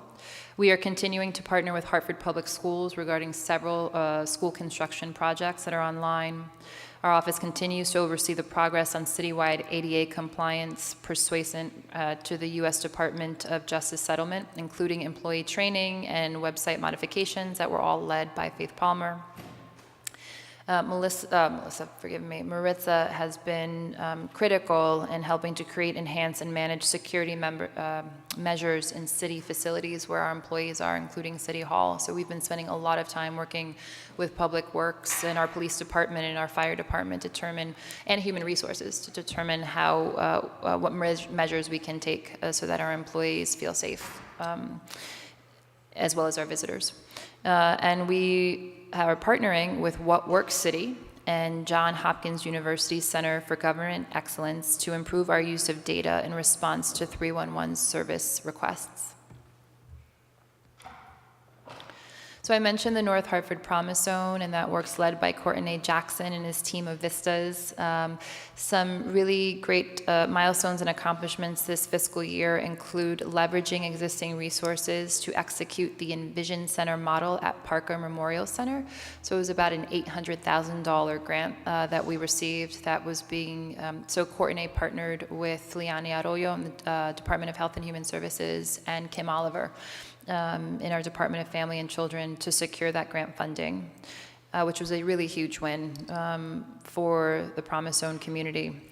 In addition, we completed year 1 of the U.S. Department of Justice Community-Based Crime Reduction Grant Program, which included an event maybe a couple weeks ago, the Safe Routes program that we did in partnership with Wish School. Courtney's team launched financial literacy informational series in partnership with 11 community-based organizations. In addition, they hosted 2 homeowner resource fairs, which were attended by 65 residents and resulted in 7 funding applications that were submitted by Promise Zone homeowners for home improvements. In addition, they facilitated the partnership between UConn's Office of Community Engagement and the Friends of Keeney Park that resulted in the repair of the Keeney Clock Tower, which we recently celebrated. For fiscal year 20, we will continue to focus on the Envision Center at Parker. And essentially what that model is making that venue a community hub where residents can go and receive information about critical services that they need access to. So almost a one-stop shop, if you will. So we'll officially launch that in fiscal year 20. We'll complete year 2 of the community-based crime reduction program. Courtney will continue his leadership on the North Hartford Triple Aim Collaborative, which Liani spoke of during her presentation. We will continue to support Hartford Public Schools' efforts to address chronic absenteeism in our Promise Zone schools. And we will continue to assist our Promise Zone nonprofit partners in securing grant funding to expand their work in the community. In terms of strategic initiatives, we want to remain focused on improving operational efficiency and effectiveness, and I see that, in 3 ways. 1, by implementing a citywide performance management system using the 311 data to ensure that we are holding ourselves accountable, that we are reporting on outcomes and constantly trying to figure out how we can do better. We want to integrate data decision-making practices in everything that we do. And we want to develop process and procedures that foster effective interdepartmental collaboration. So we've been having many more coordination meetings to figure out how all of the operating departments work together on issues like housing, light, a lot of quality of life issues that come up.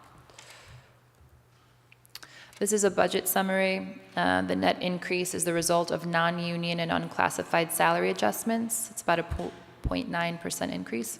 And printing, paper supplies, and mailing services that were partially offset by postage. So I did not receive any questions in advance, but I'm more than happy to take any questions that you might have this evening.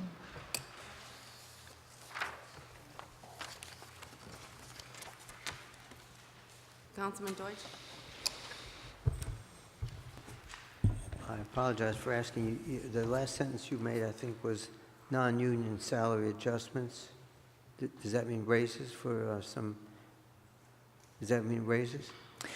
Yes, it was a 2% increase for all non-union, unclassified employees that have been at the city for 4 years, at least 4 years. I might as well relate the questions of some constituents, or rather city workers, who, let's see, how can I say this, who frankly said they haven't had raises in about that period of time. And obviously they question why, some non-union and office staff get 2% and they get 0. Is there some way that we can explain that to them? Sure. So I don't know if it's accurate to say that city employees have not received an increase. There are contractual obligations that we've had to honor, that people have received their steps. And again, this 2% increase only applies to those employees, those city employees who have worked at least 4 years or more. And so many of them have not received an increase, I think, in about 10 years, some of them. Yeah, but then their counterpoint, which again I might as well relay, is that the increases in healthcare expenses have more than eaten up any of those salaries for those union or other employees that have to pay health care costs that exceed any raise. So I'm looking for help to, all of us can present that as justifying the 2% raise rather than a level. I don't know what else to say or ask, but I mean, it's a subject that. Well, I've comes answered the question to my best of my ability, but if you would like to continue that conversation, I'm happy to have it offline. Well, it's done. Okay. Majority Leader? I just want to make a statement. Thank you all for your service and your dedication to the city of Hartford and working with the council. Thank you very much. Thank you. I appreciate your kind words, and I appreciate your support. Yeah, I've been really busy these past several months, and I think I'm able to do both of these positions because I really believe our entire team is extraordinary, and I've never met more passionate and committed people my entire professional career, so it makes it much easier to wear two hats when we have the team that we do. But thank you for your kind words, and I appreciate the support of the council and your patience as we've been in transition. Assistant Majority Leader? Thank you. Certainly ditto everything that Councilman Sanchez said. You know, I'm embarrassed to say it's taken me 3 years to get to this point. We go through 5 days of budget hearings. We have every department come in front of us. I've got this nice thick stack of line items. And as I go through it, page after page after page, it's been dealt with. But then I get to the end of the book, and there's nobody who talks about the last 3 or 4 pages. So bear with me. I'm going to ask you questions about the last 3 or 4 pages of this book. Okay. Just so I understand. I'll get my book. On the theory that you may understand them. Okay. So I'm going to start on page 36.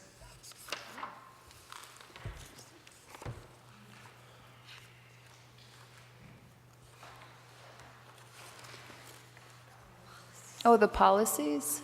Is that it, Councilman? No, it starts benefits and insurance. This is the 40 pages of line item budget. Oh, I'm sorry. I was looking at the budget book. I apologize. Yeah. Page 36. Okay. Okay, so it starts with benefits and insurances, and just, you know, I'm just looking for a general overview. I take it that this, everything that follows here are all of the various benefits that are provided to every single city employee.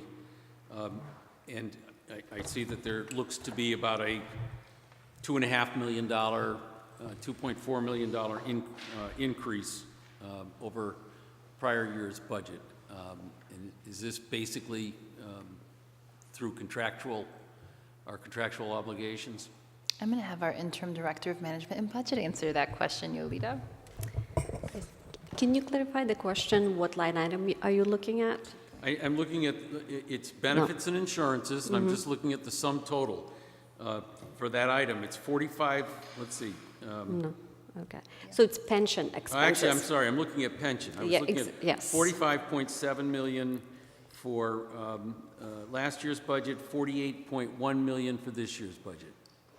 So this is the pension amounts that we do receive from Hooker and Comker. So those are fixed amounts that we have to budget.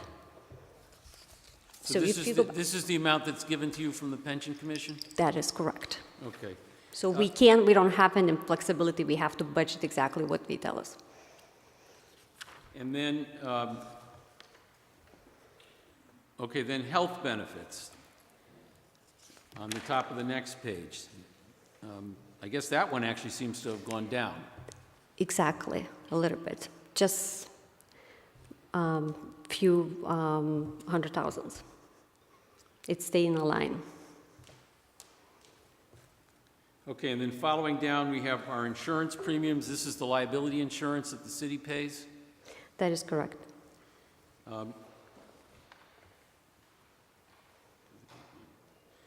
And what are mitigation strategies? Mitigation strategies is $500,000 for non-union employees' attrition savings. that we recognize as to be at the end of the year. You're expecting that we're going to get some savings because some people are going to leave city employment and their replacements are going to cost us less? Yes, that's correct. Okay, and then the next line item is debt service. And that also seems to have gone down. What is the debt service? The debt service, it's a GILOT, and also the principal of donor principal payment and interest. Well, all right, but Dono isn't $16 million a year, is it? Donor principal, it's 1.6 million. Interest is 3 million. PAYGO CapEx reserve, this is our CAP funding, it's 11.4 million. That's the largest dollar amount for that line item. Oh, I see, on the next page, okay. That is correct. So that's the 11.4 million that's going to fund the street repairs and Yes, capital improvement. Capital improvements, okay, thank you. You're welcome. And then what's the next item? Non-operating expenditures. This is a $42 million item. This is all sundry account, complies with utilities, lease payments, pay outside agencies, legal expenses, settlements. It's all combined. It's called sundry account. So that's the sum total of everything that remains in this booklet here? That is correct. So this is so our tipping fee payment is in here somewhere? It is. If you go to the last page, page 40, thank you. Thank you, Council President.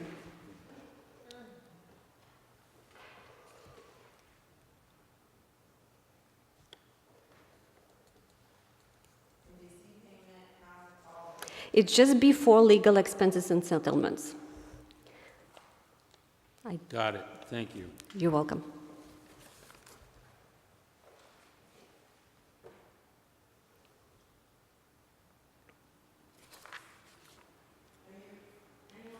Just give me a second to just look through.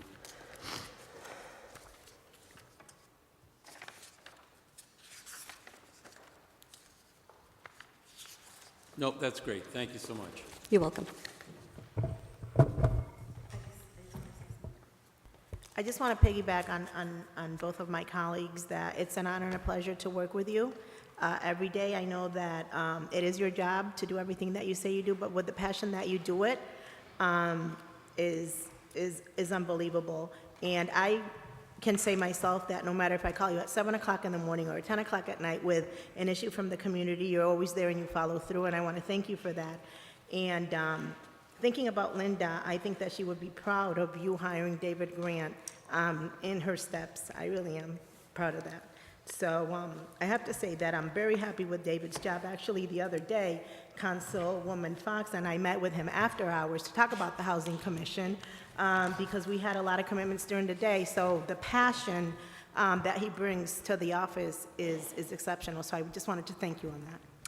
Thank you for your kind words, and I'm grateful for your partnership. And I don't know if you know, but there was a tree planted in Linda's memory out front. It's a magnolia tree, and it turns out, we didn't know this when we picked out the tree, she had a magnolia tree outside of her house. So yeah, we'll place a plaque there in her memory. But thank you. Dr. Deutsch? I'm sorry for asking a specific question that was just mentioned. The line for the Metropolitan District, the one that's recommended 12.78 million, and a little above that is for water. It's also there's 1.7 million, which is again the highest. How can we? There's enough experts in the room. How can we explain the increase on the water and MDC lines recommended now? I'm going to have my clerk to answer. The MDC increase is a result of a tax levy by the MDC. It's pretty much cut and dried. What they do is they make a proposal sometime in the November timeframe. They convene a meeting of the member towns. The member towns kick it around. The increase that was actually proposed was much higher. So this, I think it's about an 8% increase. So they've already issued the tax levy for calendar year 2019. So that tells us the first two payments. There's a certain formula that they use that kind of can be used to calculate the next two payments. Therefore, we know what the four payments are going to be. So for the water, the big increase is due to the special sewer charges that result from the Clean Water Project. Initially, they were going to have a huge increase hit all in 1 year. They decided to spread it out over 3 years. I believe this is the third, FY 2020, I believe, is the third year of the 3 years of increases. Okay. Is that answer your question? Not really, but maybe it's a detail that I should ask about later. We can provide it, and you're more than welcome come to our department, and we will be happy to answer more questions. Is the MDC receiving income from that water bottling plant in Bloomfield? I think that's I a don't believe question that so. you need to direct to MDC. Okay. Minority David. Leader? I had one question. Thank you again for your presentation, for all your hard work and all that you do. So this goes back to the boards and commissions. You had referenced that there had been one commission, I think it was the LGBTQ, that held a fundraiser, or one commission that held a fundraiser, which then allowed them to be able to have it was minimal, you said $800 in terms of funds. So I was wondering if other commissions, if they wanted to do fundraisers, if the equivalent could also hold true. I would think so. So if I find out that's not accurate, I will follow up with you, but I don't see why not. I think we would just set up a fund the same way we did for the LGBTQ Commission. Okay, thank you very much.